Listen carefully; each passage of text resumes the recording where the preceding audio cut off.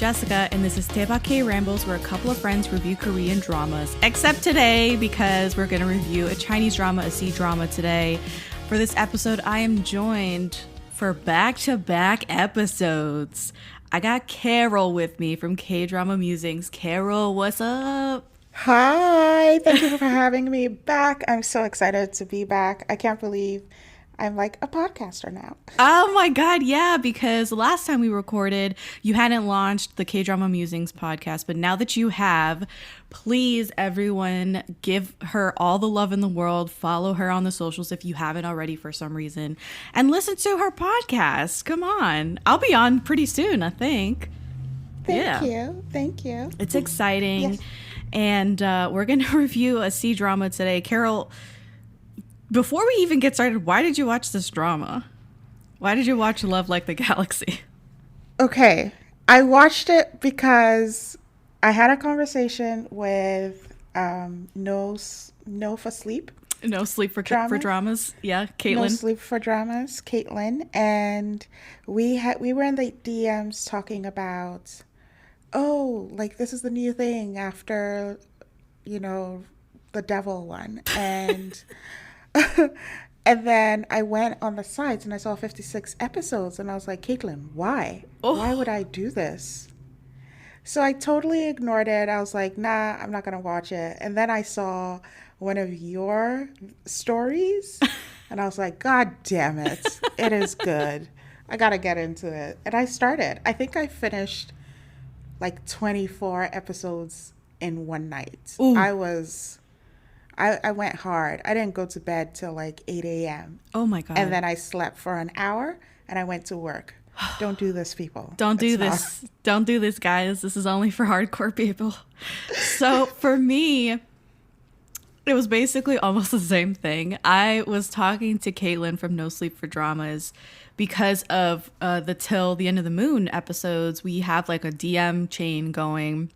Yeah. And I was like, what are you guys watching? I was talking to Liliana from Tea and Soju. Shout out to Liliana, because we were all talking about C-dramas and what we were watching. And I go, that Love Like the Galaxy looks really good. And Caitlin was like, I am finally into it. It took me a long time. The first part wasn't that fast paced. And I was like, oh my God, it's been on my list forever. And by forever, I mean just a year, because it's a 2022 show and we're in 2023. And then to follow up Caitlin's excitement that was contagious, I saw this epic edit of this one scene, and I'll share the scene later. Okay. And I was like, yeah, fuck the schedule. I'm watching Love Like the Galaxy right now. And that's exactly what happened. That is why we were here. Caitlin from No Sleep for Dramas, you're to blame, but thank you as well for getting us both into Love Like the Galaxy. I feel like we all just affected each other. You know, like one person yawned and all of us started yawning. That's what happened with Love Like the Galaxy. Yeah. I love that's how it happens with us. We just, you see an edit and you see someone saying it. That's some influence. I love that for us. I love that for us. So now we're here. We're going to talk about it. But before we do, if this is your first time listening, please go ahead and subscribe on your favorite podcast app. We're on Apple Podcasts, Spotify, Google Podcasts, and many more. And if you like us, please give us a review on Apple Podcasts. That goes such a long way for us to get discovered by other listeners just like you. And come check us out on social media to stay up to date on everything that we're doing. You can find us on Twitter, Instagram, Facebook, and TikTok at Daebak Pod. And if you're a fan, the best way to be a fan is to become a patron. It is a great way for you to get involved, show your support, and get a bunch of extra content. You can check out the page on patreon.com/alwayscriticpod. And shout out to our patrons, Curtis, Bale, Cindy, CD, Alana, Grace, Lorna, Lee, Sammy, and Caitlin. You guys are wonderful. We couldn't do this without you guys. All right, so I'm going to go ahead and read the My Drama List synopsis and we can get going. I want to preface this, big PSA, every time we talk C-dramas on the Daebak feed, we do not do a non-spoiler section. It is just all spoilers. It is the assumption, my assumption, that if you're listening to a podcast about a 56 episode Chinese drama, more likely than not, you've watched the drama or at least watch some of it. So spoilers are on the table.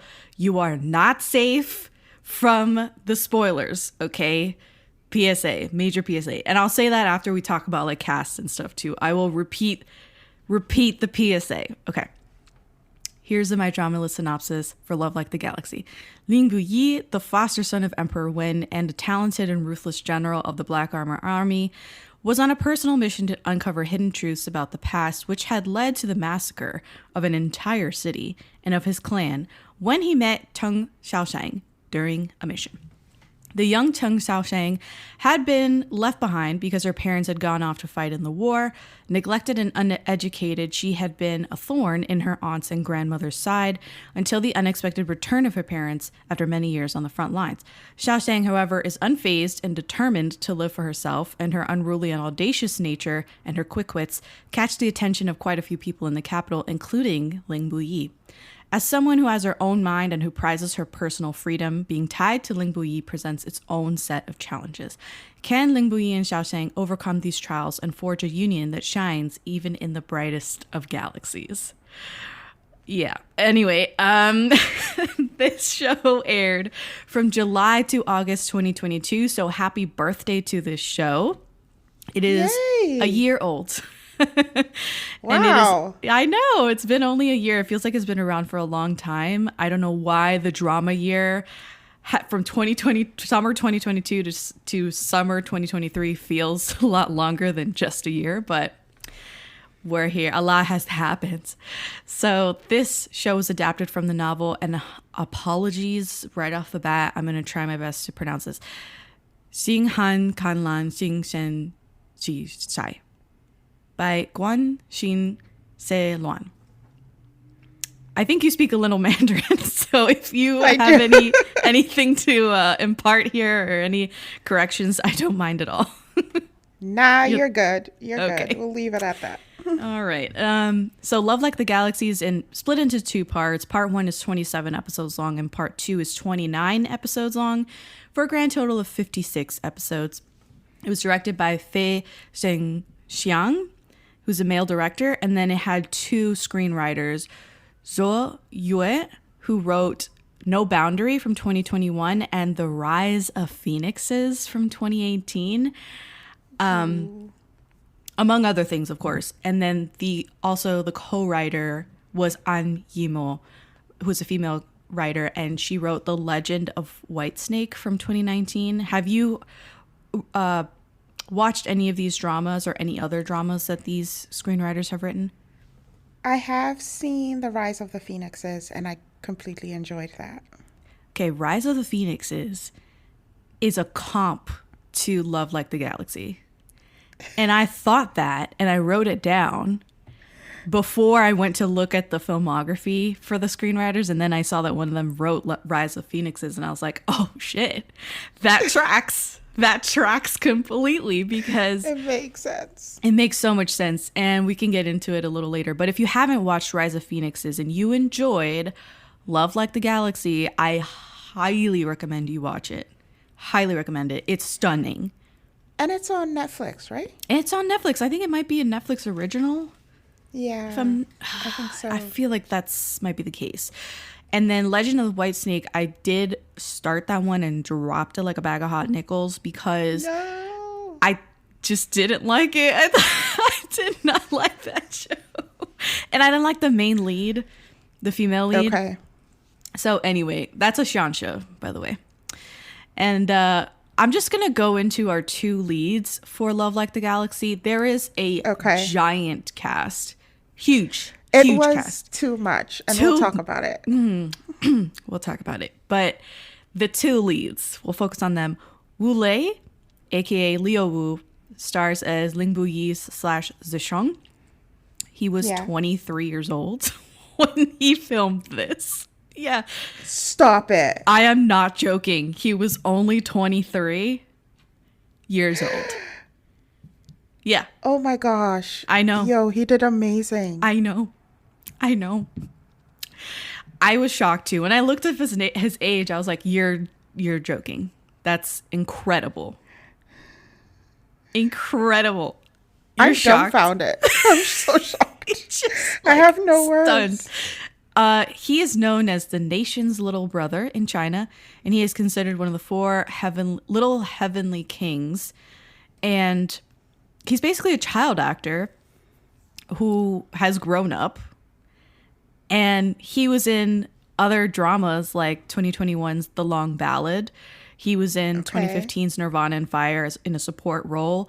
So he has definitely cut his teeth on a lot of supporting roles and bit parts until he's landed main roles and has starred in dramas as a young man. So it's exciting to see him in this show. And we will certainly talk more about his character and the growth and the stuff that he did in the show. Lusi plays Cheng Xiaoshang / Niao. That's her nickname in the show. Yeah. I think you double dipped because you're seeing Hidden Love. Yes, Okay. I finished Hidden Love, and let me tell you, Okay. that girl just rose through the ranks in my favorite actresses because I think she did fantastic. Yeah. So I didn't realize that I'd seen so much of her work, but I've seen her in 2019's I Hear You, which is a modern drama. I saw her in Love of Thousand Years from 2020, which is a xianxia. It sucked. I saw her in The Romance of Tiger and Rose, also from 2020, which I really enjoyed. I thought that was a really good wuxia like romance show. It's available on Netflix. I have my thoughts up on the Patreon feed, I believe. The same for Romance of Tiger and Rose. Like I watched those back to back and all my thoughts are on the Patreon feed. And I have not watched Hidden Love, which is currently, I think it just finished airing. Yeah. In the year of our Lord 2023. And I am so excited. You have no idea how excited I am to press play on Hidden Love. That is not a historical xianxia wuxia show. It's a modern drama. I was a huge fan of Unrequited Love, that C-drama from 2019. And when I saw the premise for Hidden Love, I was like, this is right up my alley. Like this is, like it's putting on like a hoodie that you've had for like 10 years and it's like perfectly worn and warm and soft. And like, that's what these types of stories are to me. And so you might see me just get off this podcast and immediately start Hidden Love. I am liable to do that. The last thing I'll say about Zhao Lusi is that she also starred in The Long Ballad. So have not watched The Long Ballad, so I don't know if they had any scenes together, but both Liu Wu and Zhao Lusi were both in the same drama, The Long Ballad, before a year later starring in Love Like the Galaxy. So all this to say, what the hell? We just binge watched the shit out of Love Like the Galaxy. We're about to start on our thoughts. And again, spoilers are on the table. You have been warned. Talk to me, Carol, about this experience, about how you enjoyed the show. If there were some laggy points or nitpicks that you have, please let her rip. But I think I might already know what you think. Okay. First of all, I loved the show. It was a wonderful show to watch. It was like a very long journey, which leads me into the show is too damn long. Oh. Like 56 episodes. I felt like they could have done it in 40 or like 44 or 45. But other than that, loved the characters. The main leads, those were the only two people I cared about. So I cared about the leads, Xiaoshang and Zicheng, or Ling Buyi. And then I cared about the emperor and his love line because they were so cute. And then that's it. Those are the only people I cared. Okay. So you're leaving out 80% of the other players in the show. Fair, but fair. Okay. So you were in it for the main couple and for the goofy emperor and his wives. I was in it in part one, her parents coming back. I loved her antics with like petty revenge, and I thought she was really good with that. But then as the show progressed, I loved when, she meets Zisheng. I loved their interactions. I loved what he was doing with the war and whatnot. But it started getting a bit too much for me Okay. when the politics, especially towards the end, when you're like, oh wait, this character is still here. I thought we ended with them like 10 episodes ago. Yes. Those were the challenging That moments. was problematic for you. Okay. Yeah. And then in the last couple of episodes, it just picked up and it was like, boom, boom, boom. Let's go, let's go, let's go. I was like, whoa, okay. I love this. Let's get back into it. Yeah. What about you? So for me, I was really excited about part one and part two. I think I'm one of the few people that really enjoyed both parts. And I am one of those people that really likes interpersonal relationships and family dynamics and the loss of innocence. I think this is really tough to get right without going into a full, what's it called? Coming of age. Because this is not a coming of age show. No. This is a loss of innocence show. Ooh. Yes. You see what I'm saying? That's tough yeah. to do. Not a coming of age show, but a loss of innocence show that really sinks its teeth into characters. And it seems like such a character story, character driven character study. And I felt really deeply for so many characters. And I agree with you that the show was too long. It could have been tightened up 100%.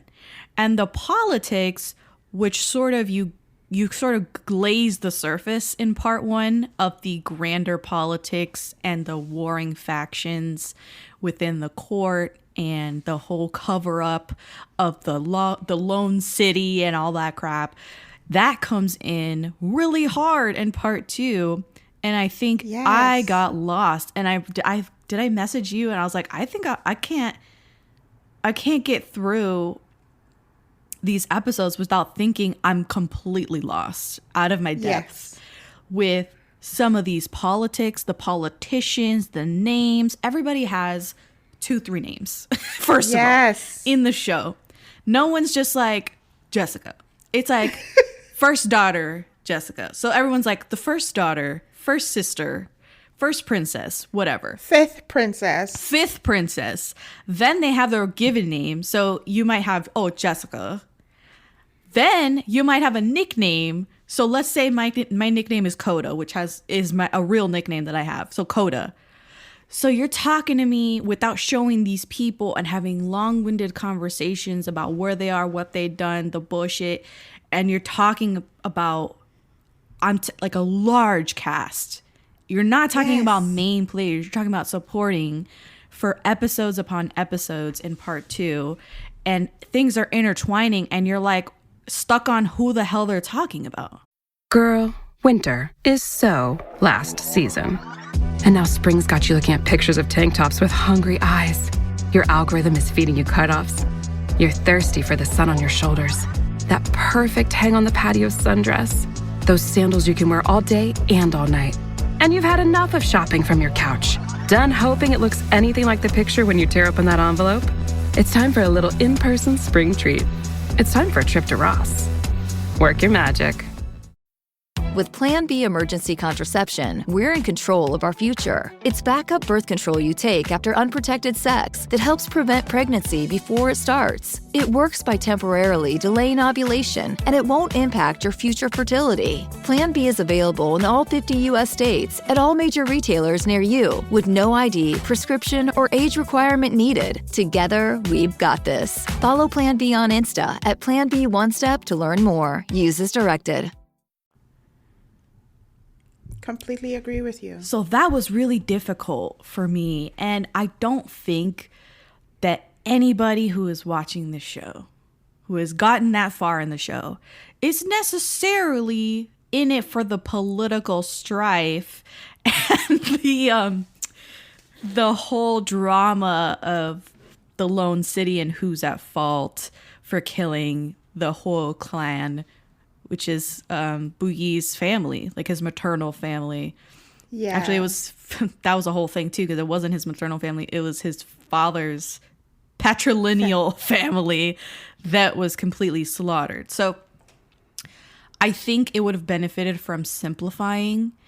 And this is also why I feel like Rise of Phoenixes was such a great comp before I found out that one of the screenwriters wrote that Rise of Phoenixes, because Rise of Phoenixes does a lot with political nonsense and machinations and a lot of Game of Thrones stuff and people playing meaningful games of Go and or chess, Chinese chess or whatever. Yeah. And it's very beautifully shot. The cinematography in Rise of Phoenixes and Love Like the Galaxy are comparable.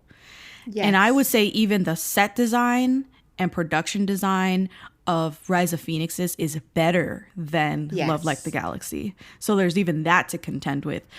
Acting, beautiful for both. So I was feeling like all of these connections between the two. But for Rise of Phoenixes, I think I understood it a little better. Like the whole spider web of political craziness that was happening. I was like following it a lot better than I did in Love Like the Galaxy. And that's saying something, right? It is. I think they got too complicated with this one. And because it was kind of like, okay, my uncle's family and my grandma's family and this family, but then when they go to courts, like you said, they're called this instead. And I'm like, who the hell are you? Like, yeah. It was just... I was also having a problem with, we would see people without headdresses on. Yes. And then in court, they would have a headdress. It would take me 20 minutes to be like, oh shit, that's that guy from the plum tree, the cherry tree house that's taking care of Buyi's mom. And I had no idea he was in the court this whole time. Yes. And he had a position. I thought he was just her caregiver. No, things like that were really grating, I think, in the latter half of the show. Yeah. So that's a huge nitpick that we both have. That being said, if I just shut my brain off a little bit and start to simplify it in my head, I got through it. Again, it's the relationships and the bad blood and the general beef between people and the family. All of that was what kept me going. Not to mention the love story between these two characters. Do you want to talk to me about this love story? Okay. This love story was very epic because to me, he's just like, I saw you and I decided you were the one for me. And that's, to me, like, there were no games, there were no calms. He had a line in there somewhere where he's like, it's going to be her or it's not going to be anyone else. And I was like, whoa, how are you so sure of yourself? For someone who hasn't been in a relationship, for someone who is like a warrior, he's very, for lack of a better term, very stern and manly when he's out. But when he's with her, he tried to do that. He saw she wasn't falling for it. So I loved that he started learning and, considering what she wants and that to me was just like, oh my gosh, this guy, yes, very, I want to protect you. Don't eat bread at night. God help any man who says I can't eat bread at night. After noon, because I think he said he didn't eat after noon, 12 p.m. When he said that, I was like, oh, okay, so you're a sadist. And she's just like, well, that's you. That's not me. Yeah. And him later on coming back and bringing her bread. And he's like, yo, you can have bread whenever you want. Yeah. I loved that he always, most times, stood behind her because he knew she was up to something like petty or something like revenge or whatever it is. But he would let her do her thing. And he would also find ways to support her. But he never really like ratted her out when she was doing her thing. Or he would step in and be like, let me do it for you. Let me handle it. And she's like, no, I got it myself.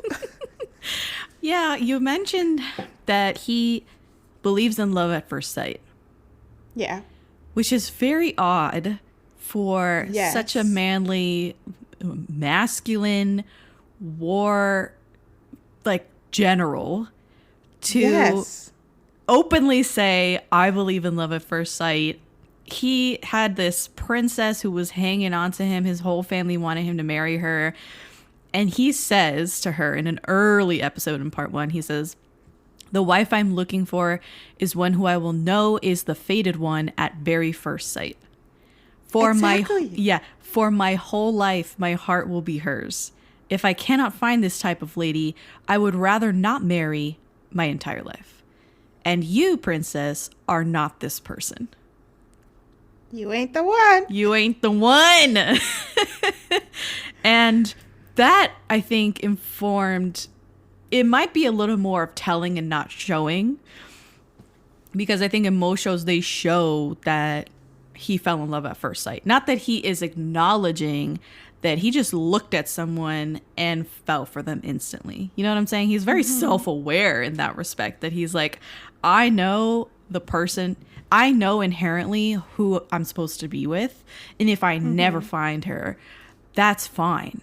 I'll just stay single my entire life. And again, it's kind of odd, but very refreshing, very interesting. He always had the best clapbacks and was sort of out of pocket the entire show.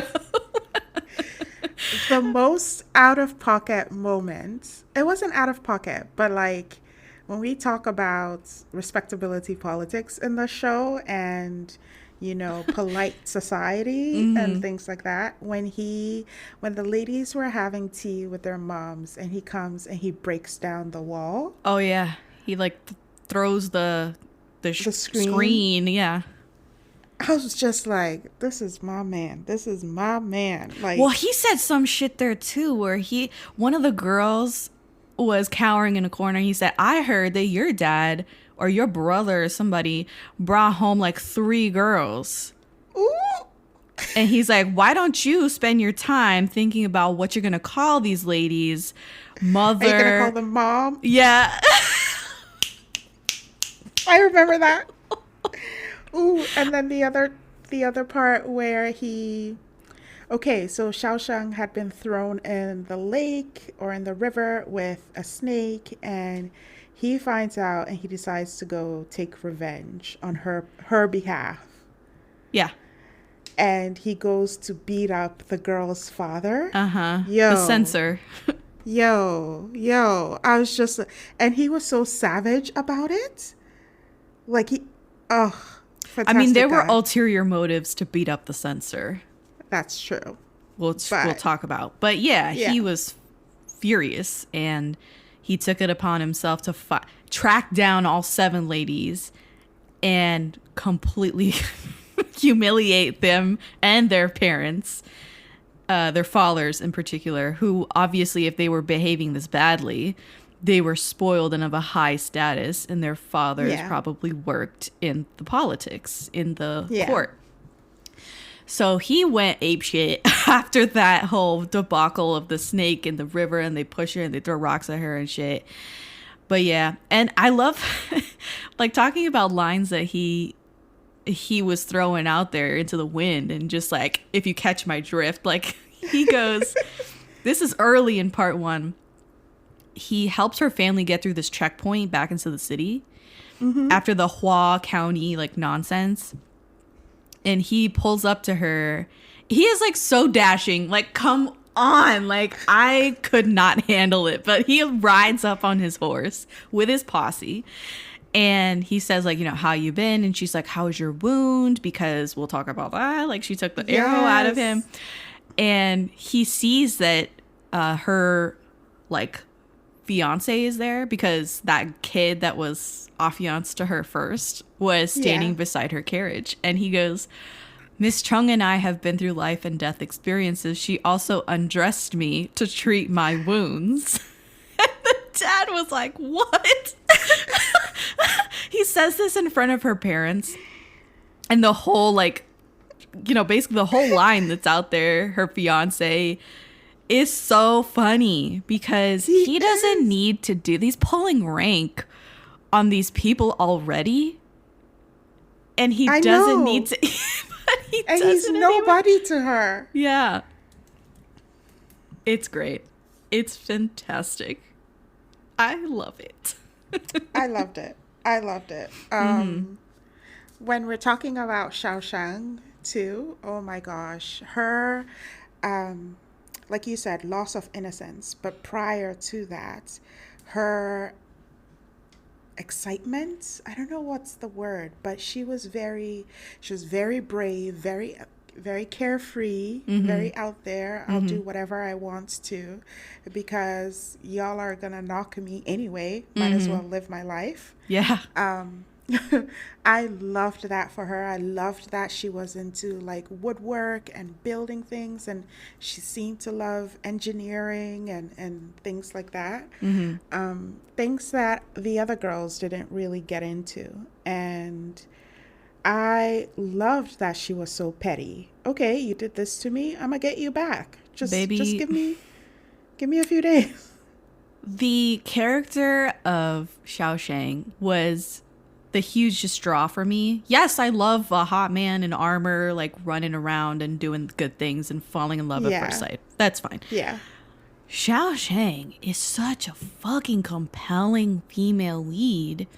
Right. And I enjoyed watching her do whatever it was. I didn't care what she was doing. It was always so entertaining. And I loved her personality. She was an extreme feminist. And she was constantly questioning the world around her, her parents, the societal rules that she was told she needs to abide by. And she was just a wild, untamable spirit. And I loved that she was so brave, that she was so intelligent. She didn't care about poetry and the arts and anything. She wasn't drawing in her spare time. She was over here looking at schematics and learning how to build things. She was a structural engineer. She was into math. She was like a STEM pioneer, basically, back in this era that they've set the show in. I love the pettiness. And this kind of falls by the wayside later in the show. It turns into something different, maybe. But I think in the part one, especially in an early part two, she is very vindictive. And I love that so much. I appreciate that in a character, that she is very calculating, and she may not give you hell right in that moment because her hands are tied, but watch yourself. Watch it, because she will return everything that you gave her. I knew she was going to be different when her parents came back and her grandma was doing this whole antics about, you know, my son and I'm sick. And then she'd see her grandma do it and then she'd exaggerate and fall over. And then you'd see her peeping over at her grandma. I just knew in that moment, oh, this is going to be an exciting character. We got a spicy character here. Yeah, she really delivered. Now, did I like seeing her almost lose that fire? That's what I mean by loss of innocence, is that, and I'll say this, the story, I mean, the show might be called Love Like the Galaxy, but I think it does mean love, not just romantic love. It means like familial love as well. Yes. And as much as I love the love story, I love the family dynamics and her working out her issues with her parents and with her siblings and everyone around her. I think the show was mostly about her. It's her story. Yes. And there are large swaths of the show where Ling Buyi is like gone. Yes. He's nowhere to be found. We don't know what he's up to. And it's really mostly her story. And I love that about the show, that it didn't just focus on the love story and them together and both of them equally. It was unequal. She was the star of the show to me.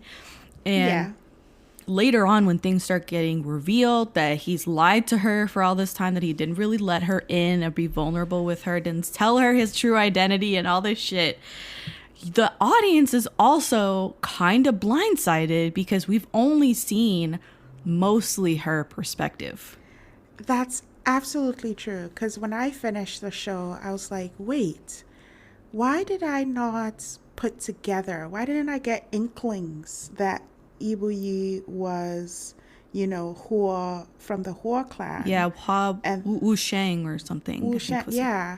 And that was his dad. Mm-hmm. Like, the only time that now when I look back, I'm like, oh, it's kind of suspicious. When she was climbing a tower when they were having that competition. Yeah, the pagoda thing. Yeah. Yeah, she overhears a conversation. She's coming down, and who does she meet? Ling Buyi. Like, that's the only time where I'm like, ooh, was he part of the conversation in hindsight? And we get to find that out. But you didn't have his 15-year revenge. I didn't know about it. Girl, I had no idea. I mean, you have an idea that he is very bitter and wants revenge. He wants the truth to come out about this lone city and this massacre that happened. That's all fine and good. You don't understand the extent of his vendetta. Yes. Until the final episodes, and basically right when the character Xiaosheng figures it out is when you, the audience, are like, well, shit, I didn't know either. And that's all. I think it's completely intentional to have it written that way. You have been in her shoes way more than you have been in his shoes throughout the show. Yeah. Yeah. And like you said, the show is about her.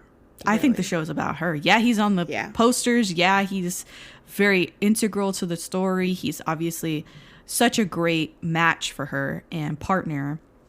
That they grow into each other definitely throughout the show. But honestly, the betrayal, his betrayal, is, I think, you understand her point of view way more than you're inclined to maybe get behind him and his point of view. Okay, I agree with you. There was one moment where I think she finally figured everything out, and she's like, you've been using me as a shield. Mm-hmm. Oh, that moment broke me so much because I felt for her. Mm-hmm. And it also made me question, wait, does he love her? Like, why are you always making comments and telling her, trust me, I want to be here for you, I want to be this, I want to be that. Right. That was the whole thing, was that he was so, he smitten. Loved her deeply from first sight, but he was almost training her to believe in him, to trust him, and to let her to share her burdens with him. Yes. And let him know when shit goes down, like, let me know at least, was what he was saying. And he was constantly, like, things were happening to her and she would just, like, handle it on the DL. And he would be like, I want to know, please tell me, I love you, we'll handle it together. I'm not gonna take away the satisfaction from you. We're a team. And he really instilled that in her. And so when he didn't do the same. Oh. Could it be that he didn't think he deserved I don't know. He's It's I don't questionable. think we didn't have that opportunity to explore that. It's But questionable. We don't see into his mind the way that we see into Xiaoshang's mind. And she yeah. has this wonderful conversation. This is way late in the show after the cliff fall. She heads into the palace to argue on his behalf because the third prince shows up with his people and he's like, you need to talk to the emperor. You need to smooth this over because Yeah. he's still missing and he could be alive. And, you know, it's not over till it's over, basically. And they have this wonderful conversation where she's like, I bet you're happy now, to the third prince because you're going to get what you want. This whole thing makes the crown prince look bad and you've always wanted to be the crown prince. And he starts saying like, well, you're really, really well adjusted for having basically the love of your life be missing and possibly be dead. And like, Yeah. he's throwing it back in her face and she turns around and she goes, let's get it straight. And she dresses down Ling Buyi's character. She says he is open and candid, but also cold and gloomy. He is bold and heroic, but also detail-minded. He can disregard everything to save me, but he can also betray me without any regard. Ooh. That's what I mean. After that incident, she was like, I get you now. I got it. Yeah. Yeah. And that's something that I really loved about her character. Like we said in the beginning, she wasn't educated in the ways that they were educated, but she had a deep understanding for the human psyche. She was intuitive, yeah. Very intuitive, and she could read the room. And I remember her adoration for the emperor's consort when she shows up and she gives her speech, and just the way she was looking at her, like, that is who I want to be. That's who I'm trying to be. This woman doesn't care about anything.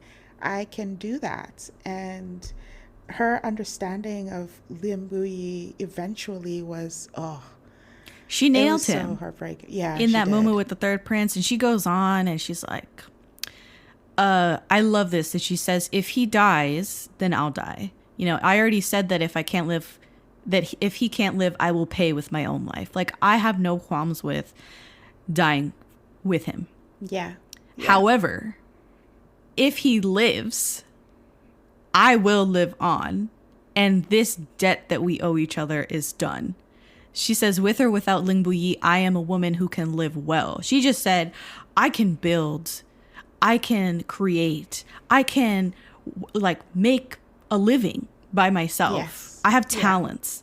And she goes, I also have parents and siblings to take care of. Like, she got responsibilities, okay? Yeah. Like, dying with this man is fine for the moment, but if he lives, I got stuff I gotta do. She says, but just because I am a woman I shouldn't be questioned aggressively by others. Why don't you die with him? She ends it by saying, one day if I want to die, she says, that will be because I've lived enough and not because I want to live and die with anyone. Ling Buyi is my most beloved person in this world, but I am still me. Yes. That just gave me shivers again. That she doesn't lose her sense of self. That was another concern of hers throughout their relationship, was that her sense of identity was being lost because his identity was consuming who she was. Everyone knew her as his wife to be, his fiance, and she couldn't do anything on her own without people mentioning him in the same sense. And she's like, I'm the one who did this great thing, but you're rewarding him?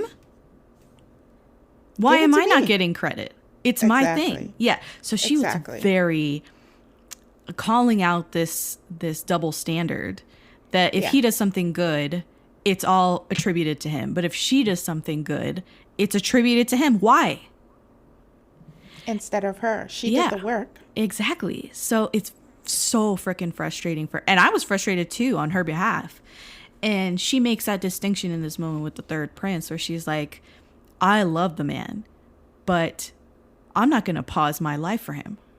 No. If he did something, he got to pay. Like, it is what it is. Yeah. But he was also very much the same way too. And I think that's that's what worked for them. Because I know he deeply loved the emperor and that family that he had been brought into. But he was also very much about, hey, if there's accountability to be taken, we're going to take it. Like, it's gonna be, they were a good match. They were a good match for each other. Something that I remember, and this was in the early episodes, because they sort of like the second or third brother, her uncle, who was madly in love with his wife. Do you remember the uncle? They like sideline him, we never see him again, or the aunt.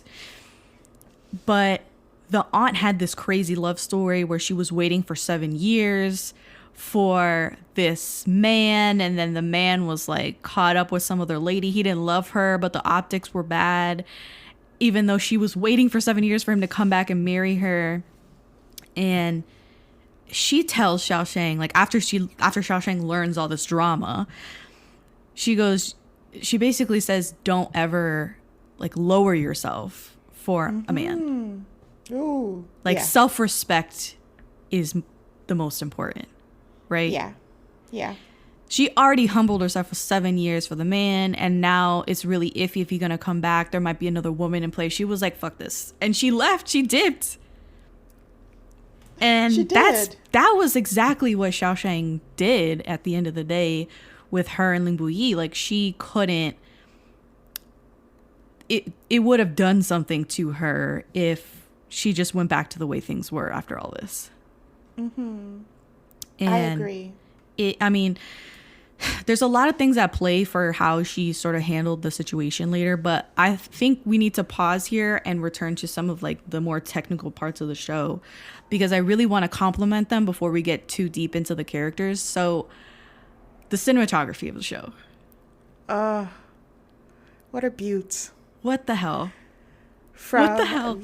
From the first time he sees her in like the lantern festival thing, that shot where she's just like, you can see her in her element, she's just having fun, she's carefree. That was a beautiful shot. Then when he gets her from the fire and she is looking at him with the fire behind him and just his face, I was like, what kind of shot is this? What kind of shot is this? Yes, I loved the cinematography. It looked amazing. And it looks like any money that would have been spent, if this was a Shansha, they would have spent this money on CGI, right? Yes. They did not spend it on CGI. They spent it on getting a good-ass DP, director of photography, because these were technically difficult shots. Throughout the show, beautifully lit, immaculately crisp. And I remember they had this shot, I think this was like part 2, it was a part 2 shot towards the end of the show, and they had this close-up of Xiaosheng walking, so the camera is on a track or handheld, like I'm not quite sure, but they're moving with her. And since they also had this in slow motion, they've kind of slowed down the shot, it's not real time, we can maybe guess that the camera might be like high speed so that there's no loss of resolution when they slow down the shot. So fine, add to that. But in the background of the shot, out of focus, is Ling Buyi walking away in a diagonal direction. And the camera changes, moving, mind you, but it changes focus to Ling Buyi walking away. And I can't believe they did that. Like, they changed it so that he's in focus just as he's passing through the opening of some panels in this hallway where Xiaosheng is. And then the camera comes back into focus on Xiaosheng. It is an incredible shot. The timing, the choreo, the poetic nature of the shot, of them walking away from each other. And I'm like, that would have taken me like a week to do that. But there were shots like that all the time in the show. Yes. And really stunning, beautiful shot. The shot of Ling Buyi in the pine tree grove, the pine tree lined garden. With the sunlight coming with through. With the sun, the fucking golden hour sun that's there. I was completely engaged with the way that this was shot, Also, later on in the show, they have this the revenge bloodshed that had the carnage With shot where the camera's that like on a whole track. sequence. The whole camera's on a track and is getting all these blood splatters. And then there was another shot of them just zooming out slowly as you see the silhouettes of all the people that are in the building, all the warriors and stuff that are fighting the three guys, like Ling Buyi and his two henchmen. Yeah. The blood splattering on the white screen doors. It is an amazing feat to see this much detail and conviction in the shots. I also want to talk about the choreography. Oh yeah, shots. Go for it. Oh my gosh. There was my favorite scene, two of them, were the scene we just talked about. So his final revenge, but also when she is not bitten, but when she's thrown into the river and at night he comes to visit her and he's like, it's so hard to see you these days. I thought it would be easier when you're in the palace. And she turns around and you can see she's holding her tears. Yes. And then he comes over, he figures it out. And she's like, hug me harder. I can't breathe. And then they have that whole sequence of, okay, teach me how to fight. Yeah. Oh, like when he pulls her in and all of a sudden they end up on the bed. I was like, whoa. I wasn't prepared. Rewind. Let's see that whole thing again. I think I watched that scene like 3 times just to understand the shots and the choreography that went into it. I thought it was amazing. It's so spicy. So spicy. Yes. But absolutely great choreography because you don't really see it coming. I don't know how to put it. Exactly. It's just like the theme of escalation throughout the show that even in these little shots, it starts one way and ends like a completely other way. And there's not that much in the way of, or I guess there is a lot in the way that these are set up, how these are staged. Yeah. And something else that really blew me away was the musical score. Ooh, beautiful. I'm not talking about OST music with words. I'm talking about orchestral musical score. You know, the John Williams good stuff. And I was, oh my God, I'm such a nerd when it comes to music scores. And this one was one of the best that I've heard, if not the best that I've heard. I wonder if they have like an OST album, because I would play that shit over and over again. The moment to me that sticks out for score is this is post-revenge carnage. She shows up, busts open the doors. It's the whole like, who are you?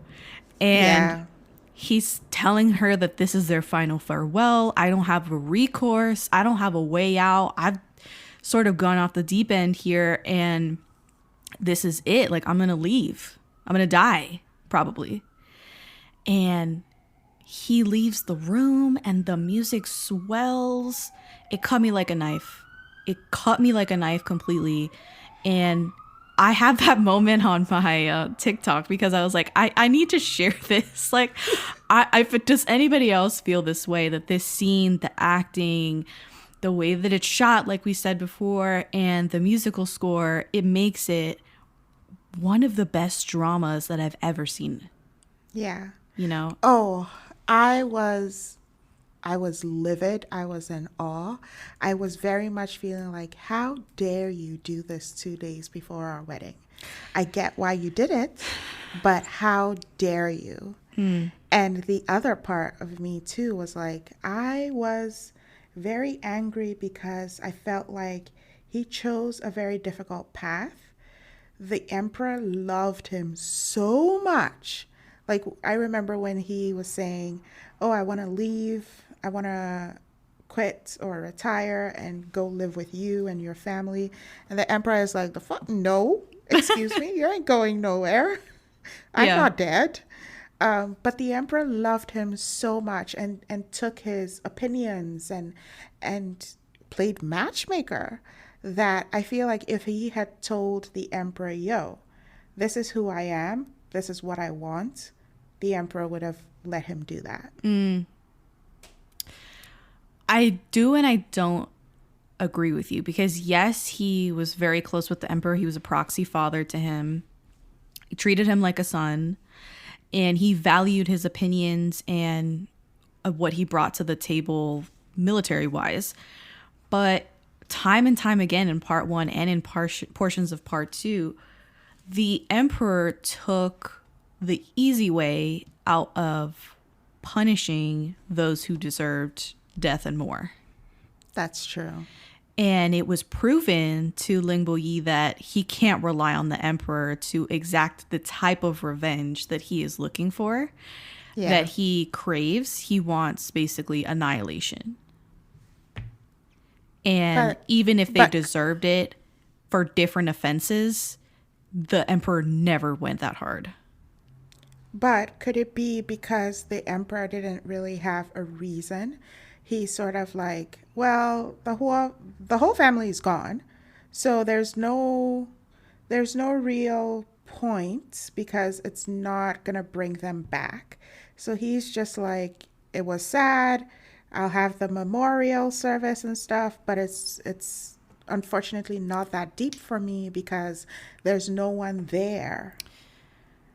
You know, except his wife who's ill. You know what I mean?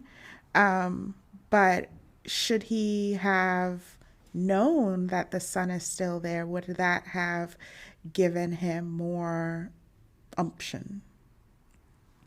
I think that they hit on something, and this is throughout the show, not just with Ling Buyi and his mother slash aunt.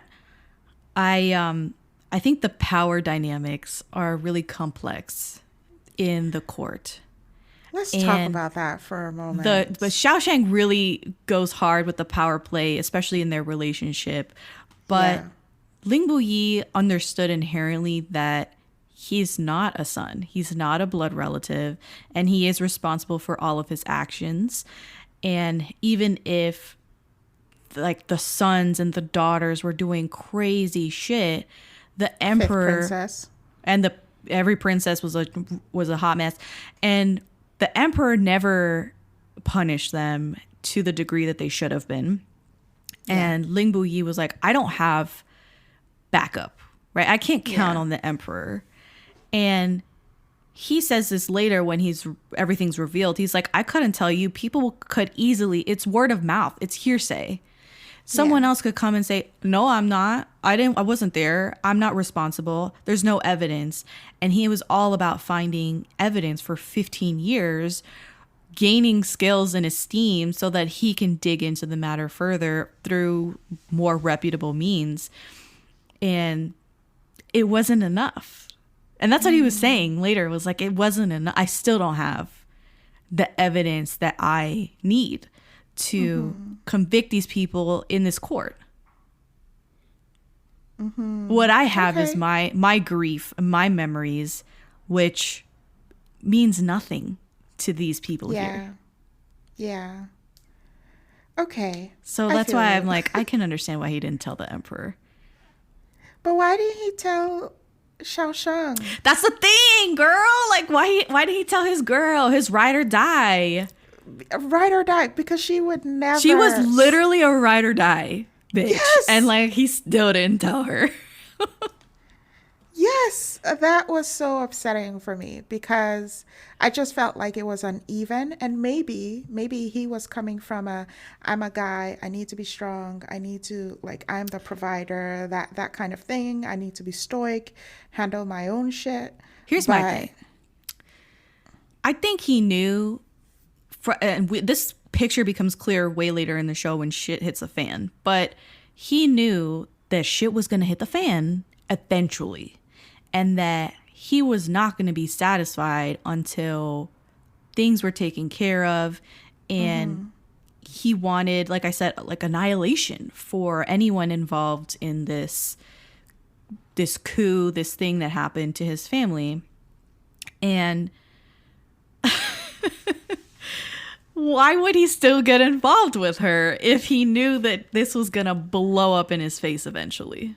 Exactly. He still decided, I love her enough to just marry her, go through the motions, get engaged, go through the proper protocol. She moves into the palace to learn etiquette from the empress herself. And why would she go through that trouble if it wasn't to be with him? Yeah. And still he didn't tell her. Hey, this is coming down the pipeline. Just so you know. Just so you know, my real name is Hua Wushang. I am the last descendant of the Hua clan, who was annihilated by so-and-so Fulano, Manolo, and all these people. And I think that you should know I am on this war path. And if you want to stick around, that's great. I love you regardless. But, you know, this is the full picture. Yes. He never I think does she that. deserved that. She deserved that, especially after he had already made such a big stink about her not doing the same shit that he was doing. Exactly. And it was, let me skip down to my notes because I like have this full thing here. Here we go. It was all about these themes of abandonment and trust, which were littered throughout the show, right? Because Xiao Shang was irrevocably scarred and traumatized by being abandoned by her parents and growing up in this hostile environment without a loving family. She even tells him, like, I'm sorry that I am this way to you, and I'm pretty, resistant to you, even if you are so great and nice to me. Kind to me, saved me multiple times from death and all this stuff, because I don't know how to love. I was never taught. And she goes through these really big growing pains with him, and Ling Buyi's decision to abandon her, however noble, was hitting her where it hurt the most. Yeah. And he knew that. He says it later, Yeah. I knew that doing this would hurt you the worst way. See, I just want to shout out our Coffee Prince conversation, because I had said the main character hurt like Gon Chan where he knew it would break her. And this guy did the same thing, and I hate it. Like, yeah, I was very disappointed. And she valued trust. She valued loyalty. And like I said, it's something Ling Buyi insisted on in their relationship. It was earned over time by him. And the fact that she grew to share her life with him, but he did not reciprocate. Yeah. Was detrimental. Why did you make her, technically, run to you while you were getting your ass beat and, scream and shout and that whole scene? I was just like, my sis is down bad. Down bad.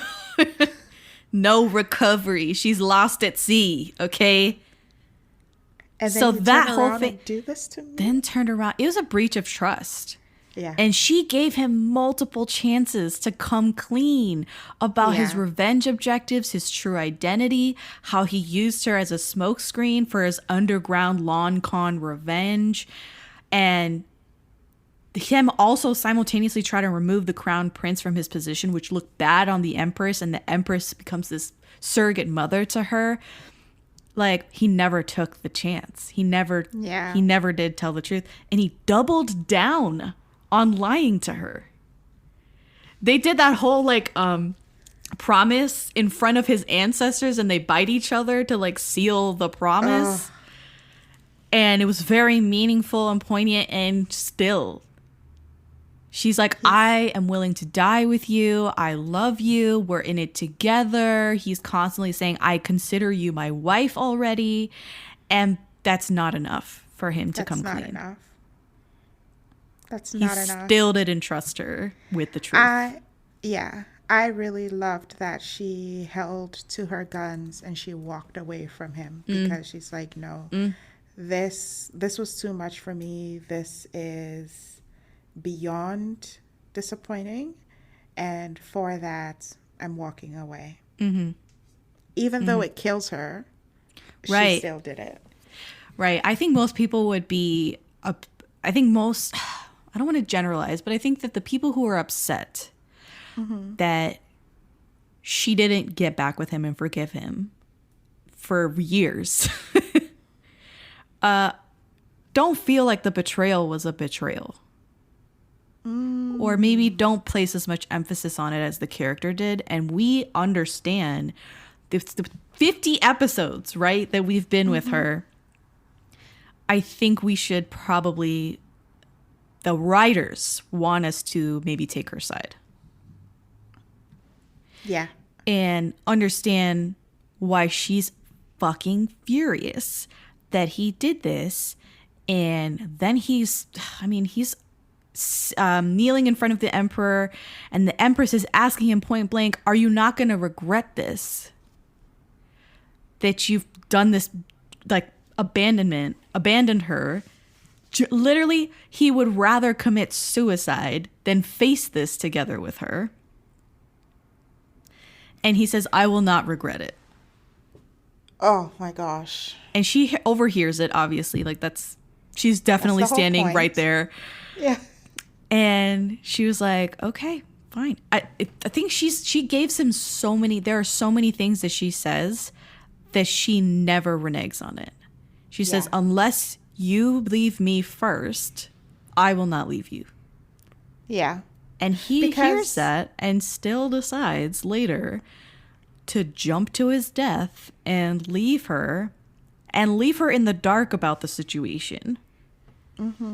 About his true self. His true goals. He still decides, I can't trust her. I won't do it. Man. It's like a vulnerability issue because she was like, I have laid bare. What did she tell the third prince? She was like, if I could, I would take my heart out. And I have done this. I've given it to him. Yeah. I've given him everything. Yeah. And he still doesn't do that with me. Ugh. Bless her soul. Ugh. That's a hard man for her to be like, That's the man I choose. That's why she chose an easy one. Her first fiancé. Her first fiance was such a gem. So cute. Oh, he was so cute. She was like, so I can do as I sweet. please. He's not controlling me. He's not telling me I got to exercise. He's not telling me I can't eat my bread at night. He's over here feeding me honey buns and making me gain weight because he'll just do anything I ask and get me anything I want to eat. Exactly. Be super supportive of me. He was such a golden retriever of a dude. So sweet to her. And she was a bit of the power play there. Like I said before, the power play was in her favor. It was like Nora and Haesung all over again. For those who don't know, Nora and Haesung are from Past Lives, the movie, the A24 movie. And we'll be talking about it very soon on the Kdrama Musings podcast, Carol's podcast. Yeah, the power play is very similar. It's not... She has the final say. She wears the pants, if you want to call it like that. And he was learning not to do that with her. Yeah.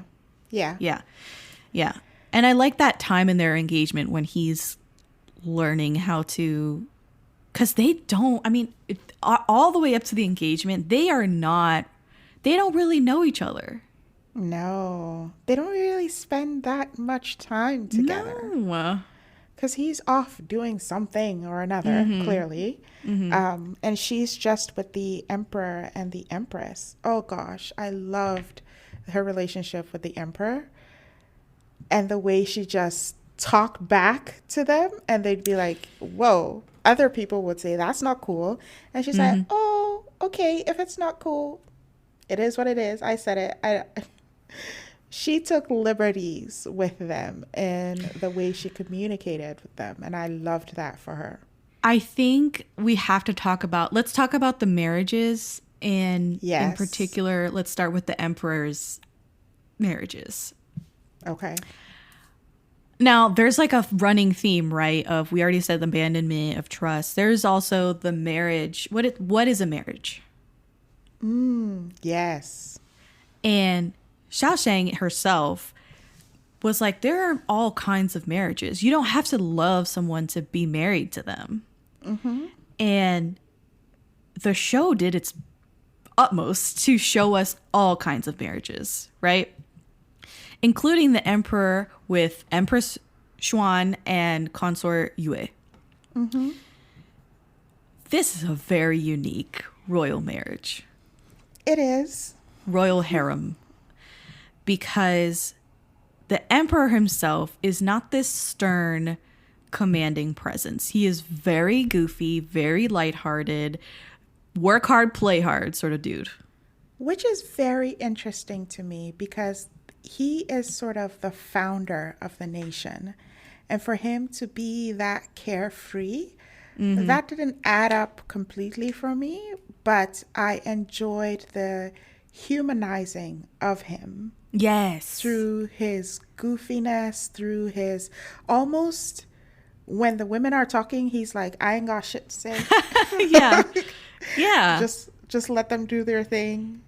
You know, yeah. I'll just be like, oh, it's okay. It's okay. Let it go, or something like that. But oftentimes he'd just be joking. He'd just be playing matchmaker. He was a great emperor. Such a cool guy who was very much content to sit back and let others argue. He was a listener. And then also just very likable and charismatic and down to earth. He was very approachable. I think most emperors in C-dramas, historicals, are not approachable. Yes. Very intimidating. And he's not that way at all. You feel such a closeness to him from the get-go. Yeah. And his relationship with his wives is really entertaining. And super unique. Because in royal harems, in these stories, you usually have a lot of power play, a lot of politics happening. The ladies are getting involved with each other, are jealous of each other, are at odds with each other. And that was not the case at all.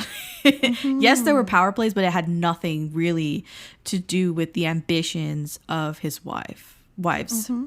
And the Empress was such a sympathetic figure because she was the second wife. She came in after the fact. It was a marriage alliance. And even if he cared for her, he did not love her the same way that he loved his first wife, consort Yue. And it could be said that he made her the empress to spare his first wife the responsibility, and this sort of like the sword is constantly being pointed at her because the position of empress is so grand and a heavy burden, right? But he spared consort Yue this sort of, I don't want to say death sentence, but it's such a overbearing responsibility. It is, because when you look at how both women show up in the world, the Empress is very calm, not calm, that's not the word, very muted. Passive, that's the word, thank you. She's very passive, she's very accommodating, she's not really sharing her opinions. You don't get to see her outwardly upset or angry in the presence of others. She doesn't really call people out like that. But consort Yue, she's like, I know this is peachy, but you'll find out. Dash, and you'll find out. You can say it. I think I've said the F word. But fuck around and find out, because Consort Yue does not mince words. She is super strong and outspoken, and it was like you wouldn't even see it coming. Like there was lightning, and then her words came like you understood what she said later. Thunder happened later. Yeah. She was powerful. She was commanding. She had her little she had the emperor wrapped around her little finger, and she didn't use her powers for evil. No, right? It was very fair, and she was extremely fair. And I just loved them together. There were so many moments where she would walk in a room and just dress down everybody in the room. Mm-hmm. And she didn't care. Her kids, Empress's kids, yo kids, the neighborhood's kids.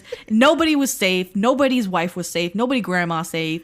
She was vicious, and in a believable way. You know, like she wasn't vicious for her own sake. Like she was righteously vicious.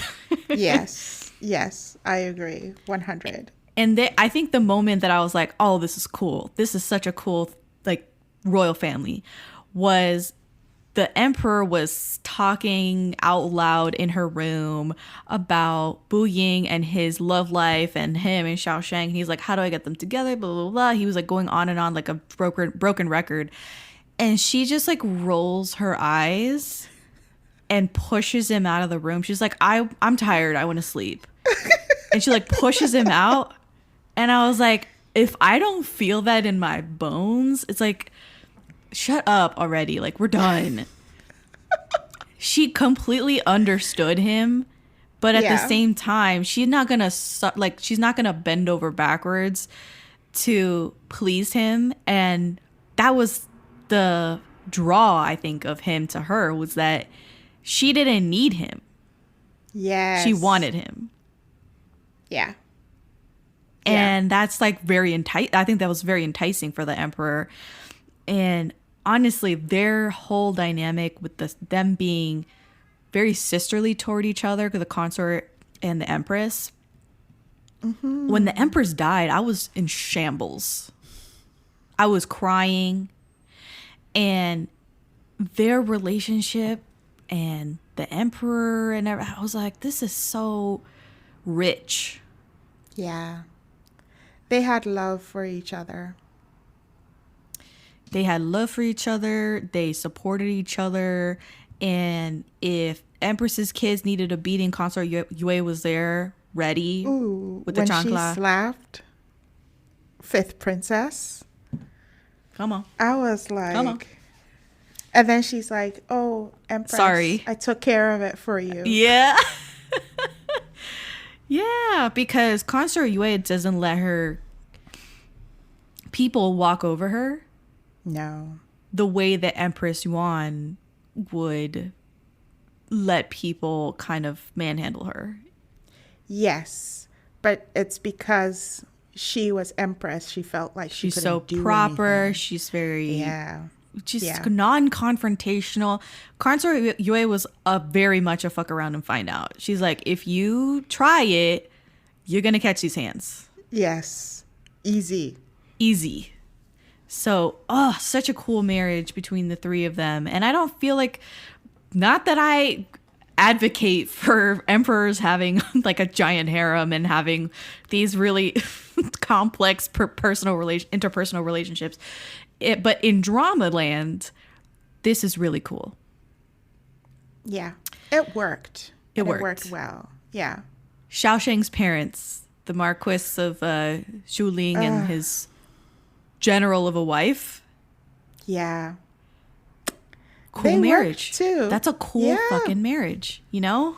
Fighting together, coming back together, trying to raise Xiao Shang. I think her dad was very much more understanding of Niao Niao and more accommodating versus the mom who's like, no, I'm going to tame you. I'm going to this. And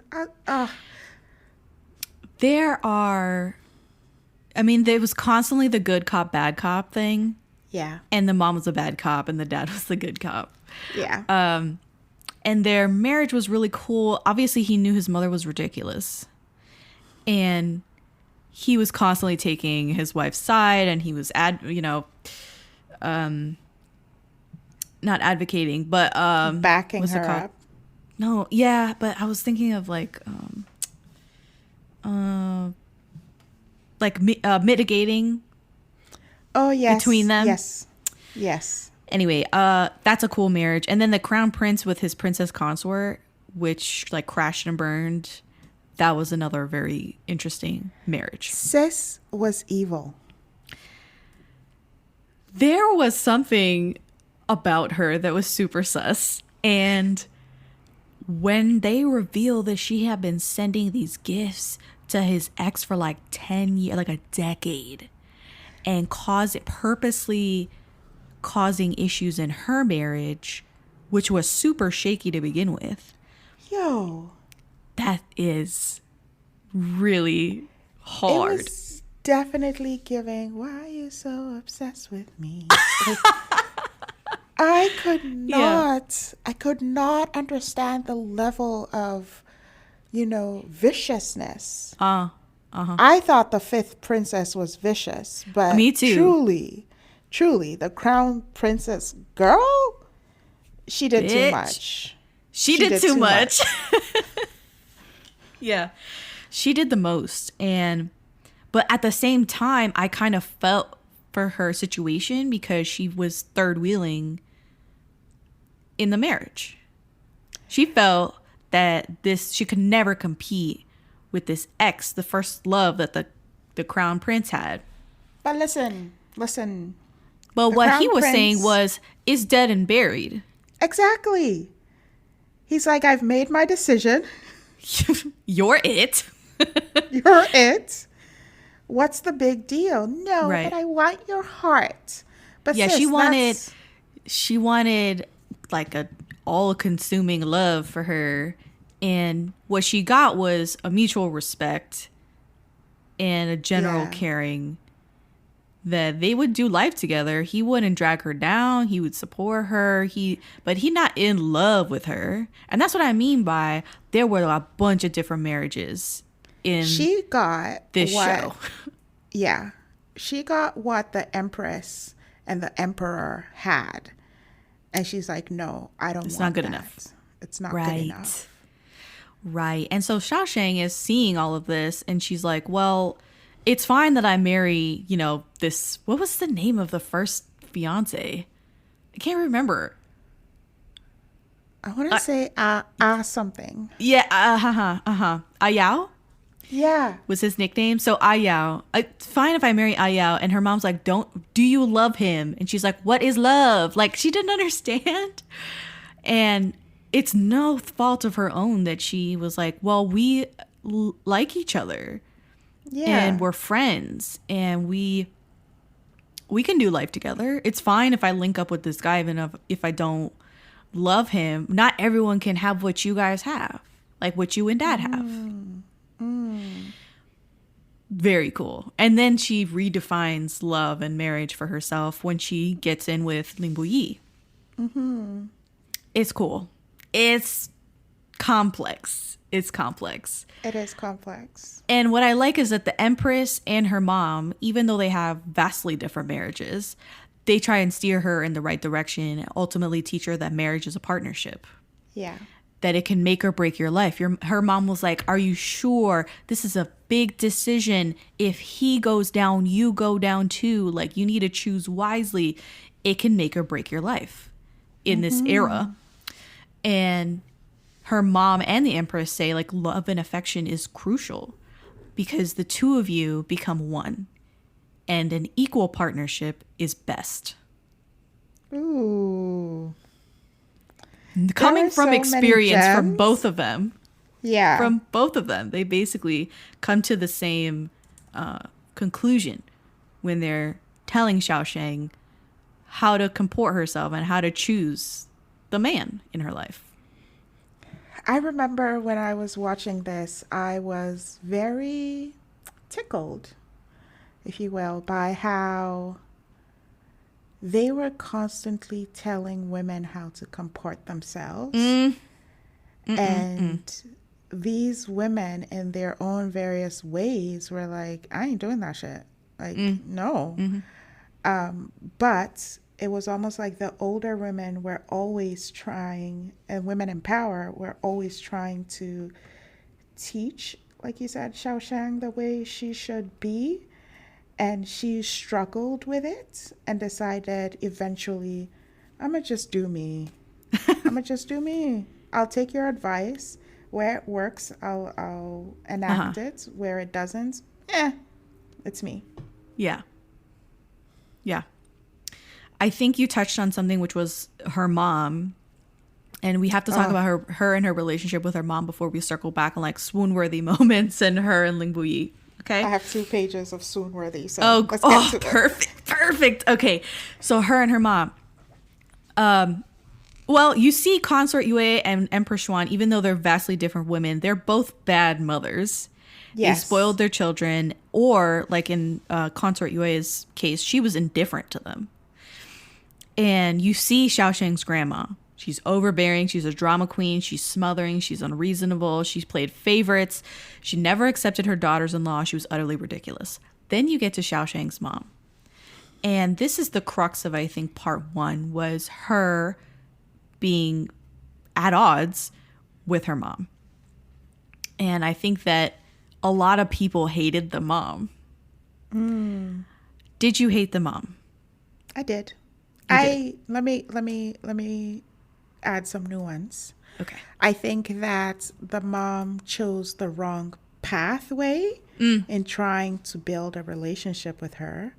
Her comparing her to her more educated, gentle cousin was BS, and intentionally doing it in front of Xiaoshang. You could see that Xiaoshang really wanted to have a relationship with her mom where she is adored, but the mom was almost intentionally not doing that.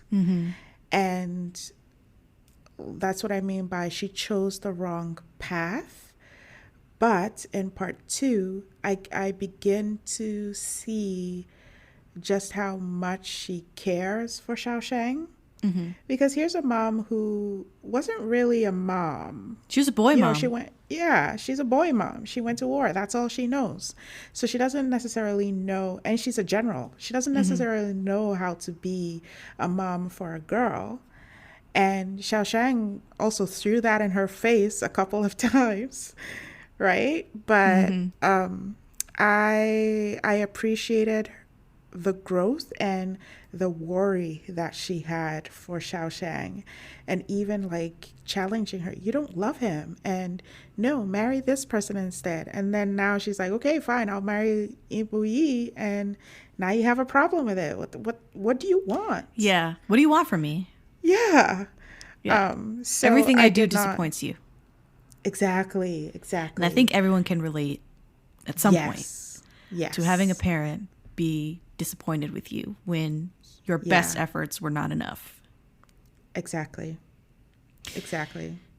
I agree with you completely that she chose the worst method to teach Xiaoshang. And it was like trying to break a horse. Like, she had no empathy, no sympathy for her. She was quite strict with her. She never bothered to establish rapport. Like, she came in with the rod immediately and didn't bother to gain her trust or love. It was like, to make up for lost time, she just chose to beat her into submission and block her at every turn. But Xiaoshang is not her brother. She's not a soldier in the army. She is headstrong and rebellious and clever. And she reads her mom as, oh, I can't depend on her. As I've waited my whole life to meet her. And wow, what an underwhelming like mother. She doesn't support me. She looks like she doesn't love me. She abandoned me in the first place, so she might not love me anyway. But now that she's here, I see that, I can't even rely on her. She's constantly bitching at me. So I remember early on in the episode, it's constant, the beratement, that she receives from her mom. And she says, well, I know that I can't depend on anyone else, so I'm just going to depend on me. I'm just going to do me. Yeah. And that's a very big statement for anybody to make. But in this context, in this culture, in this time period, she's like, well, fuck everybody else. Yeah. Pretty much. And her deciding to go to be with the empress over her mom. This is hurtful. This is hurtful. It is very hurtful to the mom, Yeah. to her mom. But at the same time, I'm like, You brought it upon yourself. You did it to yourself. First impressions are everything. They are.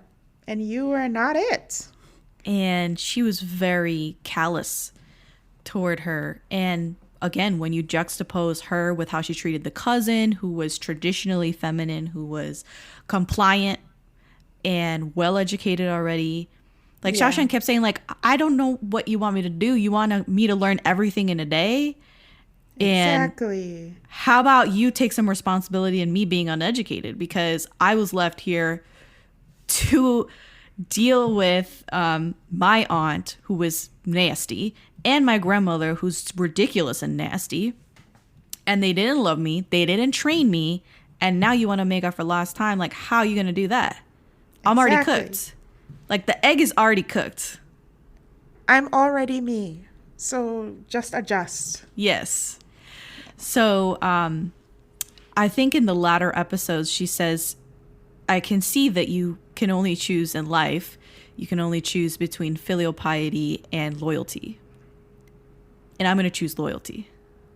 Ooh. And that's when she That's goes a to line. sort of in the palace for the 5 years after she dissolves the engagement. Yeah. And she goes to be with the empress for 5 years. And I mean, what does that say about how she perceives her mom and how she feels super unneeded and unessential, Yeah. non-essential to the family, Yeah. right? She's like, y'all didn't love me or care about me for 15 years. And when you come, finally, I had all these expectations that we were going to be this family. And even though we're close, we ain't all that. That's true. And I think there was a time where she's like, the empress says, go home. And she's like, I don't need to go home. Yeah, why would the I go house home? is filled with, nephews and nieces and the house Everybody is got full. married. Exactly. Literally everybody got married. They all did. So there's nothing there for me. And I think that's yeah, okay. exactly. There's nothing there for me. They've moved on. They don't need me. I love when, not that I love, but the scene where she gets humiliated. Ling Buyi proposes marriage in front of the emperor, in front of all the royal kids, and it's this huge deal. And the mom comes in and she humiliates her in front of the whole entire court and says she's unworthy of this marriage. She's headstrong. She's uneducated. She's pretty vile. Don't give it to her. Don't bestow this marriage. It's not good for her. She's not good for it. But was that said in, like, no, she's not good? Like, was that said in a malicious way? Or was that said in a, I don't want you in this space because it's That's a what I horrible think. Yeah, space? exactly. The second part. That she was truly looking out for Xiaoshang in that moment. She knew that the family situation for Ling Buyi was shitty and volatile. Yeah. And he's got a high position in the court, and her daughter's going to get dragged into whatever shit that he is. He's a military man, and that brings its own challenges, as the mom knows. And her daughter was like beaten up on kids in the court like yesterday. So she's like, she can't handle this. She's not ready for this. She's raw materials still. She's not this polished gem yet. And so she turns down the marriage. And again, the what she says, the content of what she says is very biting. And Xiaoshang, they have this shot of Xiaoshang's hand like clenching. Yes. Like, damn, this lady really doesn't like me. Yeah. I don't think she could have, the mother could recover after that. No. Right? No, I don't There think was so. no recovery. And Well, technically she did at the end. she did rebound way at the end, but yeah, she was like cooking her honey bars and was like, please, like, eat them. And she was taking a sweet approach. And she went to war for her. And she went to bat for her. Definitely. The whole family came through at the end, which is what I like about the family dynamics, that you see them like bickering and fighting and really learning each other, because she didn't have her brothers. She didn't have her twin the whole time that she was growing up. And the Chung siblings are really fun to be around. You think the Chung family looks like a mess from the inside with the grandma and everybody's crazy. But if you take a macro view, they are very close-knit. Yes. And they're fiercely protective of each other. And Yes. they presented a united front every time someone came to stir up trouble. And they stand in stark contrast to every other family in the show. Yes, especially the Emperor's family. Yeah. Because they got each other's back. And what I like, that's what I really appreciated about the show, was like, every family has their shit, but, you know, the ones that are close are going to be like, you can't talk shit about my family. You can't come against my family. Only I can. Yeah. And I love when they come to save her at the end of the show. Agreed. I love when they support her when she's like, yo, Ling Buyi's in trouble. I got to go to the Ling mansion and figure it out. And they're like, we'll get you there. Yeah. Yeah. That no final questions scene asked. Where, you know, Niao Niao feels like she's losing the war. And then her mother and dad and brother, like they take orders from her. Ooh. That was so beautiful. I got shivers just now. That was so beautiful to also see her mom be a general. Oh, them fighting, those little vignettes of them fighting when the sword play and stuff. I was like, in my veins. My veins. Yeah. It's good shit. And it's interesting that every other family looked down on them because, oh, you're a military family. Mm-hmm. Which was, to me, ridiculous because I'm seeing it like, ooh, they're a military family. Right. They're very important in the grand scheme of things for the emperor.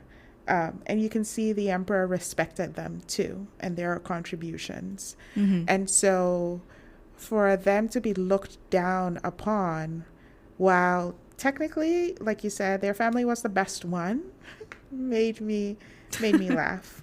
Yeah, they reminded me of my family, which, not that we're infighting like that, but we're super close. And I love hanging out with my family. And I love the concept of extended family. I'm Hispanic, and like that really spoke to me. And I'm sure it spoke to you as well, Carol. Yeah.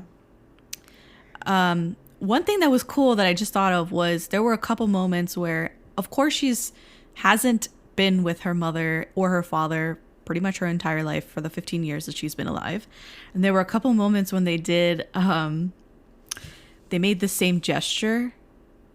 Oh, yes. So I think her and her dad like did the same sort of like, they like went like this and smoothed out their shirt or their blouse or something. And I was like, oh, that's so fun. And then the same thing with her mom. The mom slaps the Yao's like aunt or something. That's I can't remember what it was. I was gonna say. So she slaps her, and the daughter is like, "You slapped." The daughter was gonna come up and slap, and Xiaoshang slaps her, and she's like, "I'm gonna deal with you." And just again, and they like turn the same way. That was what I mean by. And then the mother had a moment like that too in that scene where they like turned the same direction in the same manner. And I was like, this is great. This is so easy to understand that even though they're blood relations, this is learned behavior, right? This is something like, oh, I tie my shoes the same way as my dad. Oh, I have the same this as my mom. And they show that without saying explicitly what this is. I love that level of detail because even now I see myself doing things my mom did in the same way. And I'm just like, ooh, I also had beef with my mom when I was growing up. She was a teacher. I did not like teachers. Funny now, I'm a teacher. But anyway, it was very much, oh, I'm never going to be like her. I'm never, never, never. No one And wants then- to be like their parents, and especially their mom. If you're a girl, you don't want to be like your mom. Exactly. And then now I see myself standing like my mom, doing the things she did. And anytime I catch myself doing it, I take a picture and I send it to my siblings. And I'm like, what is happening with me? I'm doing this just like mom. So, yeah. So I love those appreciated that. moments, and I love the moments that her mom stood up for her and was Yes. in that moment when she slaps the aunt, and then Xiaosheng comes in and slaps the daughter. I was like, Satisfying. Turn up. So satisfying. Did you think any of the family members would die by the end? Any of the family members? Because would I die did. by the end. I did not, because Xiaosheng's grandma is too out there to die. Like, that lady was strong. You could tell that she was... She's like a weed. Yes, she would never go away. So I did not think anyone in Xiaosheng's family would die. I did think that either the Empress or Consort Yue would die. And I was I curious never to thought see how that would affect the Empress. Sorry, Interesting. the Emperor. Right. I didn't think that far. I think when they were incarcerated, when the family Chung was incarcerated, I was like, someone might die. Because they did one of these shots. It's like a farewell shot of all of the family together looking back at Xiaosheng, who is not going to be incarcerated with them. Her mom just slapped the shit out of her and said, live, you must live on. Yeah. And I was like, oh, this family is never going to be the same. Someone's going to die. They're going to be tortured or something. And it was a goodbye shot. True. What if they had died and now you have the sole, living survivor in Ling Buyi, and now you have the sole survivor for Niao Niao? And how I was would expecting that something have, like this. Yeah. Yeah. But How would that have affected them? you brought up Ling Buyi. Let's talk about, speaking of family, that when he gets engaged to her, he tries his best to get it assimilated into the family. And she gets mad that he's interfering in her life and making them wake up early, and the fam is exercising and he's making them do all this stuff. She can't eat what she wants and when she wants, and she has this big fight with him after she gets drunk. And she wakes up the next morning and she's like over it. And he goes, your family's so great. I've never had a family before. And he's like, I'm learning. Can't you see that I'm trying? And she's like, yeah, try, but don't make us exercise. Yeah, she was basically like, fuck off. But she says, so what if I have family members? This is my family, not your family. Ooh. And she puts up a line. She puts up a wall between them and says, this is not your family. This is my family. What's it to you? Exactly. And that is very brutal of her to say, because he just finished saying, I don't have a family. I've never had this support before. I'm learning. I'm trying. I've never had to discuss my affairs with anybody before. It's just been me. And what you have here is so great and so loving. And she was like, well, she threw it in his face. But she did throw it in his face because also she didn't really understand what she had. Because to her, she was a spare part in her family. Right. So she doesn't really put value. She's like, yeah, so what? She didn't it is understand what it she is. had. Exactly. Yeah. And gradually the family does assimilate him into their affairs and their lives. They support him as if he was already one of their own. Yeah. And that was also a concept that was explored of males marrying into the family, into the wife's family, which is only done in certain situations and when there's no other males in the family to carry on the family name or what have you. The husband will marry into her family. Yes. And they buck that whole societal thing with Ling Buyi jumping headlong to be part of her family and wanting to be, you know, in this loving group. And at the end of the show, you have that shot of the whole family. Yeah, it was amazing. The whole family. And he's like, you have Buyi such great sons, or you have such great children, is I think what he told the parents. The Chung family has such great children. It's not funny, or he's only funny to Niao. Yeah, he's criminally unfunny. Because he told this morbid joke at the dinner table. And they were like, is he gonna kill he's us? trying to he's trying to kill us. He's saying he's gonna kill us. We're in trouble. It's great. It's so great. Fantastic scenes. I know. Yeah. There was a lot of comedy in the front half of the show, like the petty girls fights, and Xiao Shang like gives herself 2 black eyes and is trying to get out of the situation by like doing the cross-eyed thing. Like she was like crossing her eyes and she had 2 black eyes. It was crazy. And I love the drunk piggyback scene when they're already engaged. And he goes, I don't know how he finds her. He's got tabs on her. She's drunk as a skunk in public with her friend who becomes later her sister-in-law. And he's like, let me take her to her room. And her parents are like super embarrassed. The whole family's like, oh my God, it's so inappropriate for you to take her back to the room. And he's like, well, there's really no other choice. And he goes like this. And she's hanging on him. Yeah.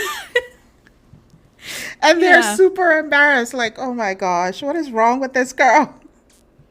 I love that moment. It is so funny. And she like starts like going like this and like shaking him up and pretending he's a horse.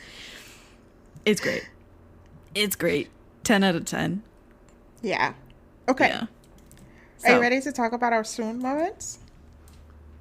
I'm so ready.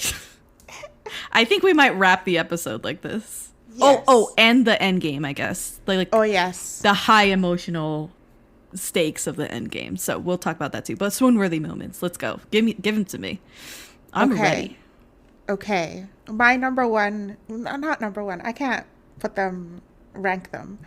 But that scene where he's like, from now on, my gate of life will be in your hand. Yes. Yo. Girl. This was when he maneuvered them onto the bed. Yes. And she's like, use 2 hands, use 1 hand, and I folded so hard. I was on my knees. Girl. That was a beautiful moment. That whole scene is... they changed the tone of the scene like 2-3 times. Yeah. Because, this is after they humiliate her and bully her, and she gets bit by the snake and this whole thing. Yes. And so she is reeling from this day that she's had. And he comes in, he's really sweet. He's like, all this stuff, like talking sweet to her. And she's holding back tears. We talked about that shot where she's turned away from him.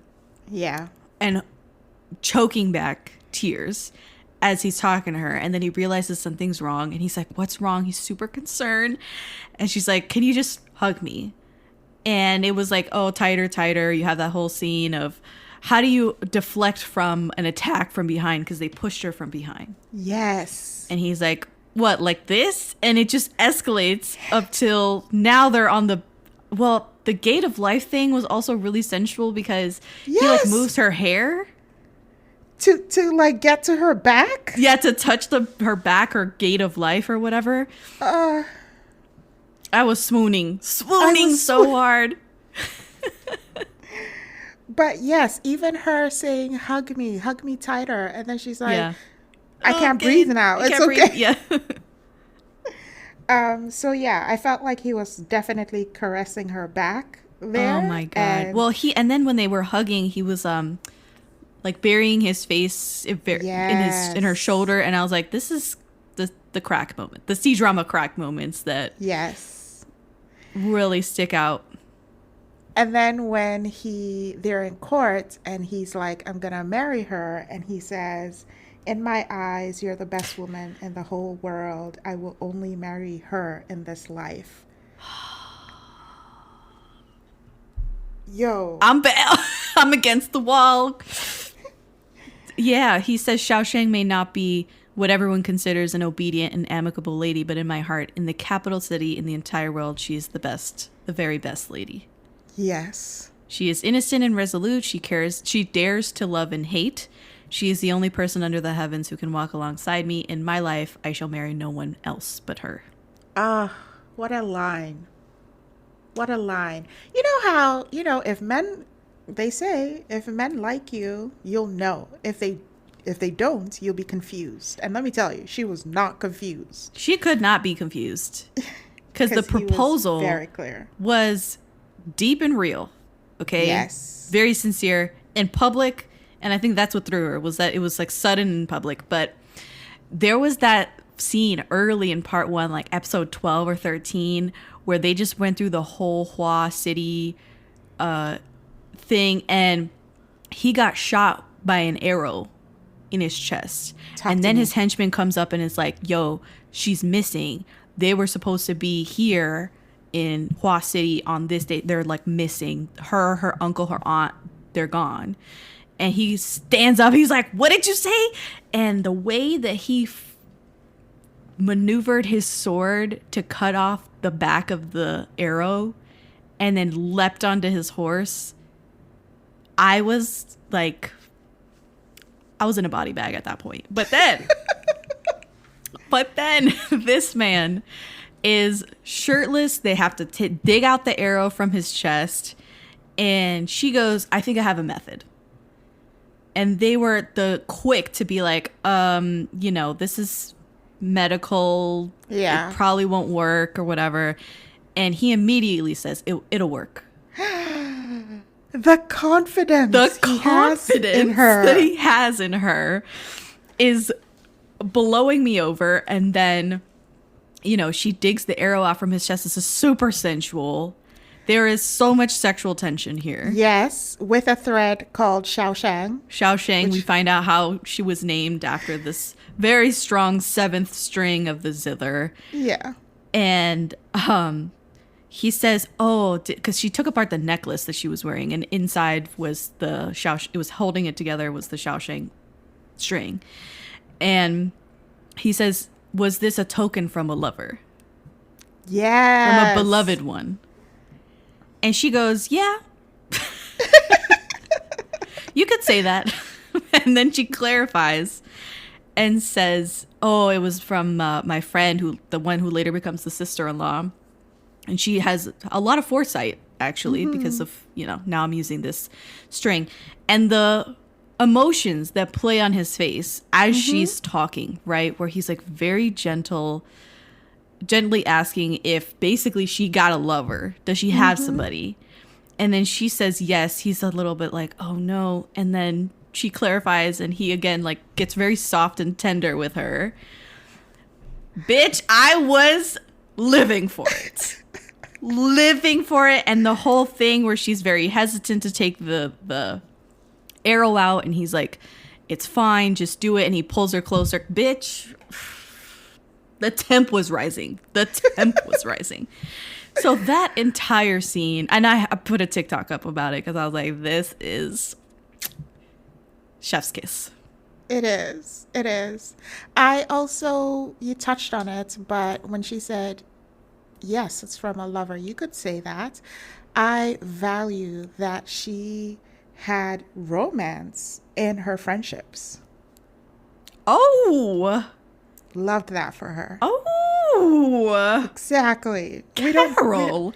we don't see that, and we don't even, like, a lot of people don't even do that often.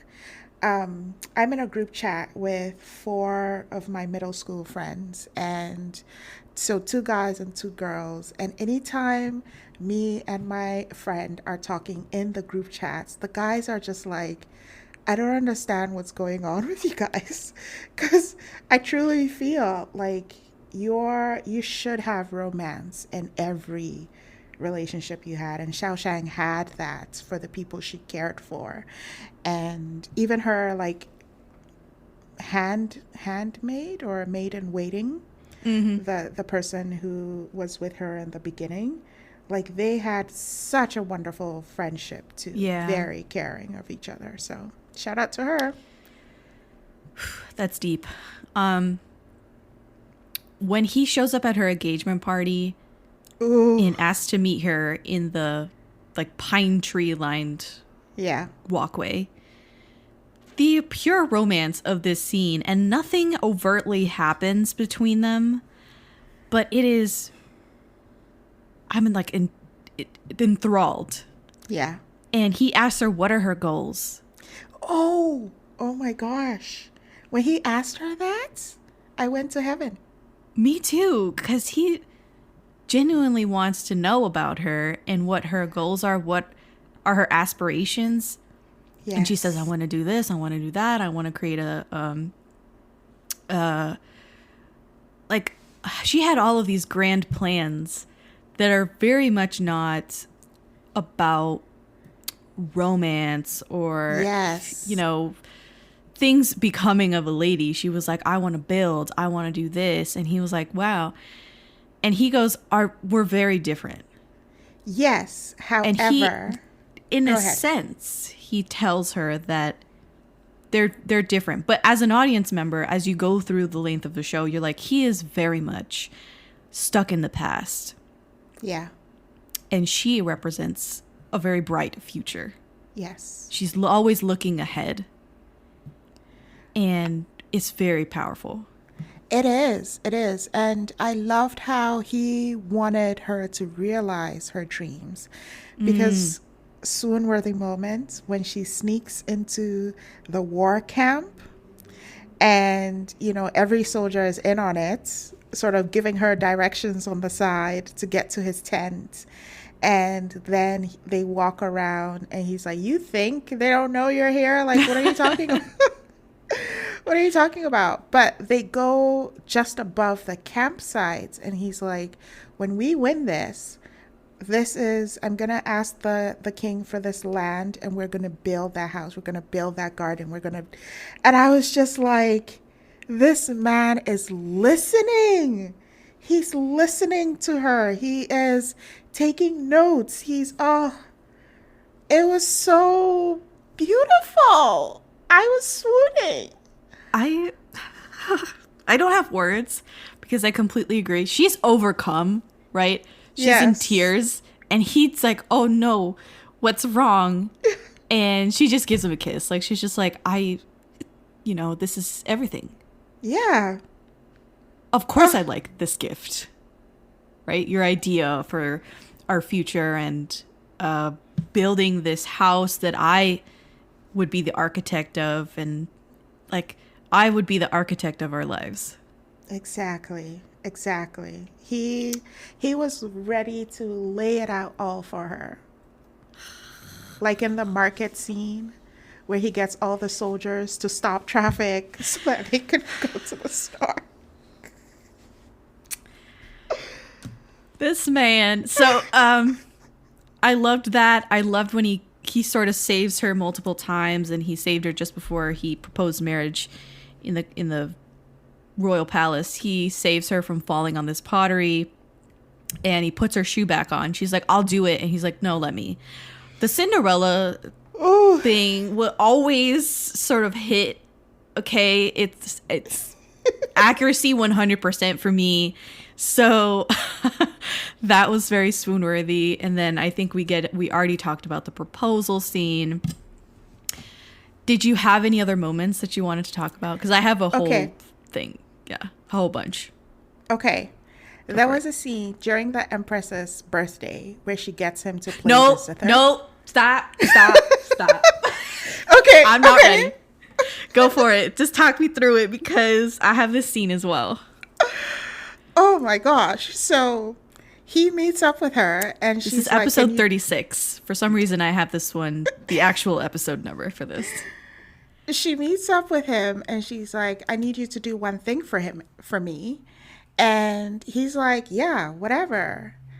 And He says, for you, I'll promise anything. Yes.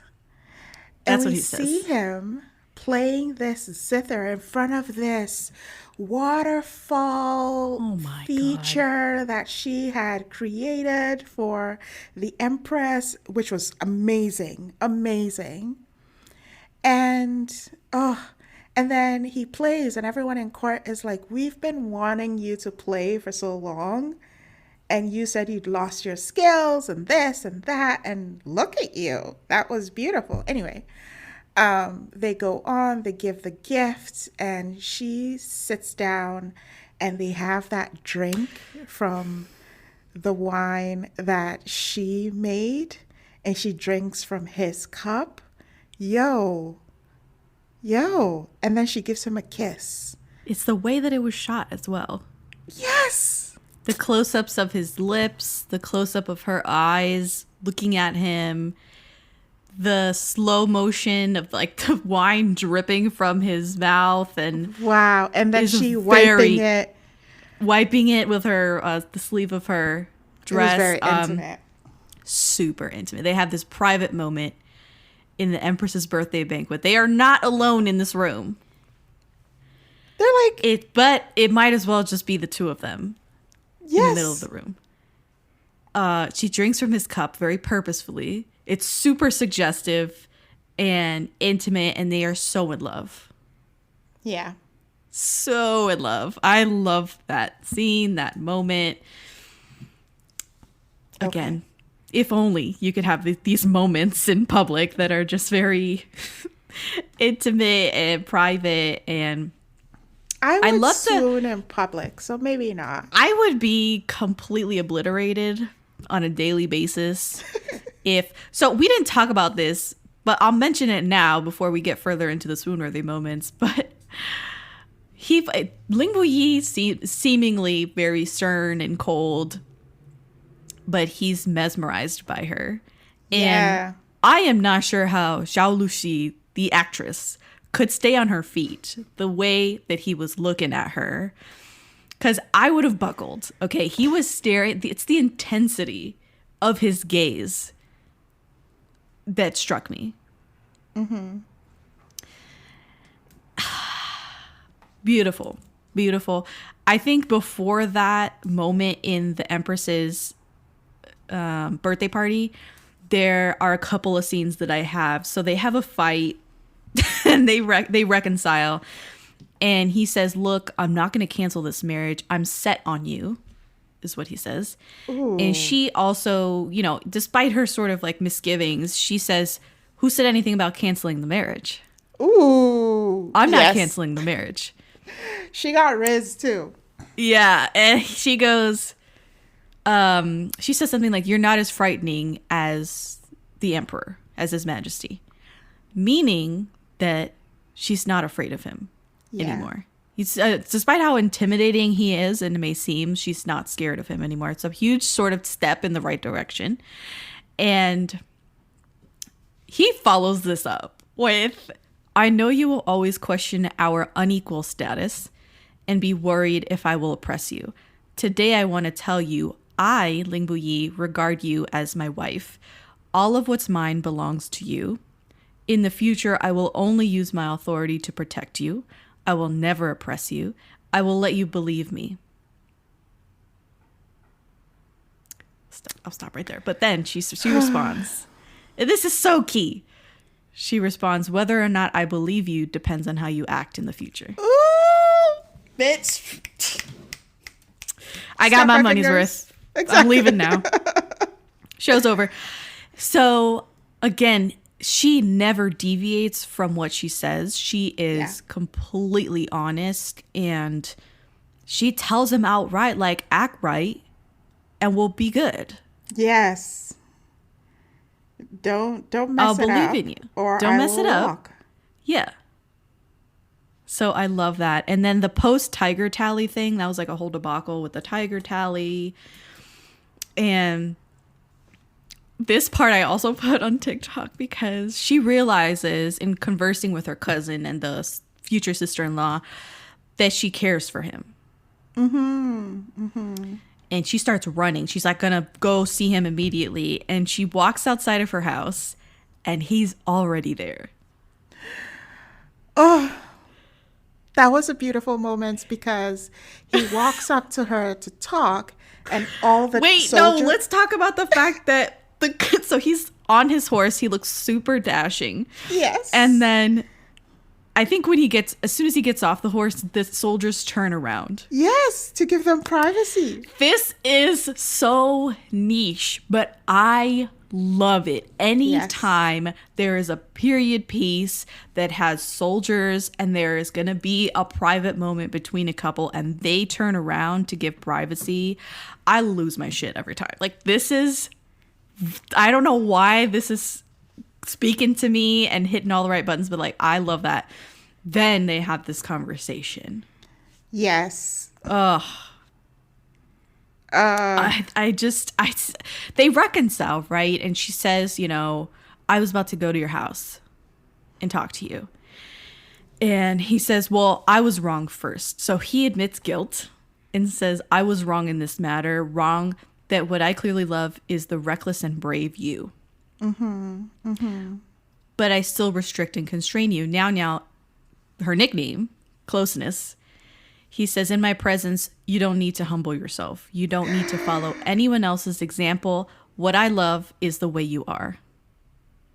Now, listen, viewers or listeners, this is like the bare minimum. I know in the real world, it's the bare minimum. The bare minimum. But in this period piece, with the context of culture and just how relationships work, I am swooning and over the moon. Yes. It was She beautiful. follows that up with, she says, I wanted to tell you two things. Here's the two things. One, from now on, I will try my best to treat you well, so well that you will feel annoyed. Cute. And he says, okay, I'll keep that in mind when tomorrow comes, right? Like, we'll see how it goes down. I'll remind you of this number one thing. He's like, so what's the second thing? And she goes, when we get very, very old, so old that our hair whitens, when I remember how well you've treated me, I will never forget today. The moment I fell in love with you. And he is so in love. Like, this is exactly what he needed to hear. And then he sort of like brings her closer and says, Xiaoshang, let's get married sooner. Yes. And again, there's electricity in the air. Okay. There is tension, there is chemistry, and that moment really stuck out. Yeah. I want to talk about, as we end, the henchmen of Ling Buyi and how it was like Dumb and Dumber a little bit. Yeah. And there was a scene where Xiaoshang comes with her blanket after he's been beat to his room, and one of the henchmen was there, and it was just like, he's like, why are you so worried? Like, we live in the cold, we do this. And Ling Buyi gives him a face like, dude, what are you doing? Can you shut up? Can you go away? I lived for that moment because he wanted her to care for him. And he felt like he was being blocked by his He was henchmen. waiting for her. I love that scene. That's one of the last like swoon-worthy things that I have on here, is that after he gets beat, and it's this whole sadistic matchmaking thing from the emperor where he's like, she has to realize that she loves him. Yes. And I'm going to make her realize. Yeah. And so he punishes Ling Buyi for dealing personally and violently with the families of all the girls who assaulted Xiaoshang. And that night she visits him. They kiss that night in his room, on his bed. And what does he say? He says, like, shouldn't we wait until after our marriage to do this? And I was like, that made me laugh because I'm like, oh, here's that purity culture again. But she goes, I can't remember what she says, but he says, maybe we should do it again. Yeah. And like moves to kiss her again. And she goes, in your dreams, and like moves away. And I was like, bitch, handle it. Okay. Like, oh God. What an entertaining character. Blushing so hard. Oh, she did good. She did good. Missy. Keep them leaving wanting more. Exactly. Okay, so I think that's a lot of the swoon-worthy moments. I have to give a shout out to after shit goes down, they do this epic montage of everybody getting married in the Chung family, and he's off fighting wars in the Northwest Territory. And they changed up his styling. And he is with the hair down and the 5 o'clock shadow. Ooh. And the stubble and the wispies in his face. And I was like... Sometimes I'm like, I don't got a type. Yes, I do have a type. And it's post-breakup Ling Buyi. Okay, like... I think he was on screen for 30 seconds in this look. At most. And I ate it up. I ate it up. Oh, God. Okay. Now, let's get to the end game where shit hits the fan. He has like a very quick descent into madness. And I think we got to talk about it. So the revenge lead up and the revenge carnage and the post-revenge is some of the best parts of the show and the best parts of any C-drama I've ever watched ever. Mm-hmm. How did you feel about this succession of scenes? I thought they were a masterpiece. I thought they were beautiful, heartbreaking, vengeful. I could feel his anger and his like, I have done it. I have reached the summit. When he cuts, when he finally kills him and he gets up and he has like his hands splayed out and you sort of get a silhouette with him with the music and he looks diabolical. I was sitting there like, how is this man giving this to me right now? I was so enthralled. I was so shocked. It felt like I was watching one of those Roman Empire movies like back in the day. Yeah, it was beautiful. What do you think?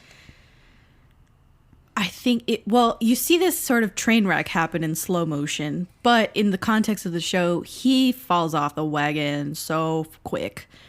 Yes. And he shows up at his presumably father's house. It's not his father, it's his uncle.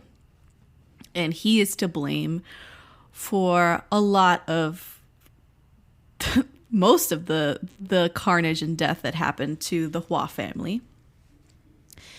And in this moment of him fighting and getting through all of the guards and henchmen that he put in this pagoda or room with him, they were not guests at this 50th birthday party. They were, the uncle had suspected that he was going to do something because the mom died, who was really his aunt. And rule of thumb, if someone makes you promise something on their deathbed, you have to do it. You have to do it. So she said, remember our, what was it? It was like our... I think remember our pain, maybe? Something. I can't remember what the word is. But she said, basically held him to, you got to see this through. You have to avenge us. The Hua family. And he says, of course, yes, she passes away. Shit's going to go down. And you see this room, they pan through this room of just bodies. Yeah. Bodies on the ground. And he gets up, and this is like Shakespearean. Exactly, yes. With him talking with his uncle before he offs the uncle. And it is 15 years of rage and pent-up aggression. And he acted his bun off. Yes. In this series of scenes that I was shocked that he had it in him to do this. And I love when he walks up slowly to the uncle and says all of the names of the people, the politicians and different players that he took to task. Mm-hmm. And he gets up to the uncle, says his real name. My name is like Ho Wu Shang, and the slow stab and the noises of the stab as he's slicing him. It was maniacal. It was poised. Mm-hmm. It felt a lot like Russell Crowe. It was giving Russell Crowe in Gladiator. Yes. Yes. You know, husband to a murdered wife, father to a murdered son, like that whole thing felt very Gladiator, which is high praise from me. I am a Gladiator lover. Really? Fucking love that movie. It's got to be in my top 10 movies. And the revenge also felt a lot like Count of Monte Cristo level. Yes. Revenge, especially when he listed off all the other players that he offed. It was not just a one-person thing. It was a long con. It was well planned out, methodical. And him laughing while he's crying and very diabolical and loose, just like he's crazy with the complex emotions. The grief of losing the clan, the satisfaction of the revenge, the relief that it's finally over, everything. And the loss that he knows he's about to encounter. Oh. That he did this 2 days before the wedding. Because he did not want their family to deal with get implicated. That I get that. What a beautiful moment. It was I'd love to hear what viewers think. Oh my God. Yeah, tell us what you thought of this moment, the revenge porn moment that happened here in episodes 48 through 49, or 48 through 50 or so, is when really shit hits the fan for the couple and for Ling Buyi to actually finish the job. Yeah. And accomplish his ultimate goal. And the trauma and things that he experienced as a child, you get that really big flashback sequence of him telling it exactly what happened. Mm-hmm. And really intense. I think a comp for the show could be Princess Wei Young, where Princess Wei Young, she has a similar thing happen where she loses her entire family, her clan, her country, and she goes to a different country and assumes another identity to be able to complete her revenge and get that retribution that she's looking for, plus an entire intense love story that happens. So if you're looking for this blueprint, you can find it maybe in Princess Wei Young, which is one of my favorite C-dramas as well. I think this is a masterclass in acting. I agree. It was I hope he wins many awards for it. That's the first thing. And I'm so excited to see where he'll take his career after this. Because the intensity he brought to the role and just the finesse he brought to his character and the portrayal, he can go places. He can go anywhere in my book. I'd watch. I think he's going to be an interesting one to watch. I think he might delve more into making C-dramas and making movies. I looked on his MDL and it seemed like he has some producer credits under his name. Oh, and I was like, good. You know, that's pretty unique to Yeah. see someone's doing that. So got to keep an eye out for Liu Wu. And Leo Wu, if you're listening to this, please pay your taxes. Please don't do any shady we know shit. China's a problem, but they don't play with the With taxes. Just pay them. Just pay the taxes. So the post scene as well, where she shows up In her red in the room in the red wedding gown. God, My girl, Jesus. my girl. My girl. And again, we talked about this moment with the score swelling and him saying his farewell and walking off to certain death, and she's left alone. And for him to come back and the thread is still, like, it's now embedded in his wrist.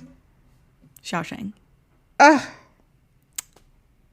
Wow. Yeah, the cliff scene. I'll tell you, the TikTok that I saw that got me to watch immediately was her escaping with him on the horse with her. Yes. And him just jumping to his death. That was the edit. It wasn't the entire scene uncut. It was like some bits were taken out. But it was so stunning to me. I was riveted by the scene. And when I actually finally watched the full scene, I was still, I could not tear my eyes away. You know, I just want to say, I love my K-dramas. I really love them. But they don't fly enough for me. Like, the character, I need more actual, like, flying the way I see in my C-dramas. And I just love those fight scenes. And I know it just may be particular to Chinese dramas, but those scenes have me seated and so excited when I know they're being, like, airlifted and they are using a lot of stamina and strength and core to make it look seamless and not like they're being flabbed around in the air. But yeah. Yeah, I see what you're saying. There's some skill involved here. And Yes. he survives the fall. Yes, this is a nitpick because for me, this is not a wuxia. This is not a xianxia drama. This is a true sort of historical period piece. Nobody's flying around all that much. That's so true. him hooking himself to some vines and surviving this giant cliff fall is very much a suspension of disbelief. Maybe I think some people might shut their brain off, or not shut their brain off, be upset that they kind of went this cliched route. Yeah. But I never suspected for a minute that he was dead. No, I never suspected either. I think that in that moment, it was about saving her and what he was willing to do, jump off a cliff for you. Yeah, he was like, well, they were going to be pelted with arrows in like a second. That's true. And I mean, he thought maybe I can save her if I just take myself out of the equation. So, and that's what happened. I mean, she was saved. They did not kill her. But yeah, to see him, and then they show him on the cliffside, which I thought was a surprising shot. They show him like half frozen on the cliffside, clinging to this vine. And he ever since she saved him in episode 12 using the Xiaosheng string, he saved it. And he was wearing it on his wrist and it sort of caught on the vine as well, which was helping him to stay on. Yeah. And you see him just kind of like come to for a second, say her name / the string. Yeah. Xiaosheng, and then dip out into unconsciousness again. And I was like, all right. So, we have talked at length about Love Like the Galaxy. It is probably going to enter my Mount Rushmore of C-dramas. I don't know what I'm going to bump, or if I'm just going to bump something off my second tier of Mount Rushmore C-dramas. It is epic and large in scale and does so many things right. Yeah. So how did you want to wrap up? Did you have anything else you wanted to say about Love Like the Galaxy? No, except just watch it. Watch it and tell us what you think. I think, especially being on TikTok, people are quick to be like, comment and say 56 episodes. And I hear you. And I hear the complaints about part 1 being boring or not very, doesn't have as much momentum as part 2 or whatever. But I enjoyed all of the dynamics that were happening in part 1 that inform part 2.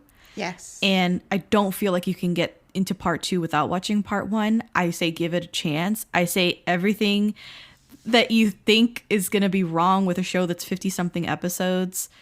Yes, there are so many C-dramas and period pieces and historicals that are boring, that I end up dropping, that are high in episode count, and you lose it. You just can't get through it.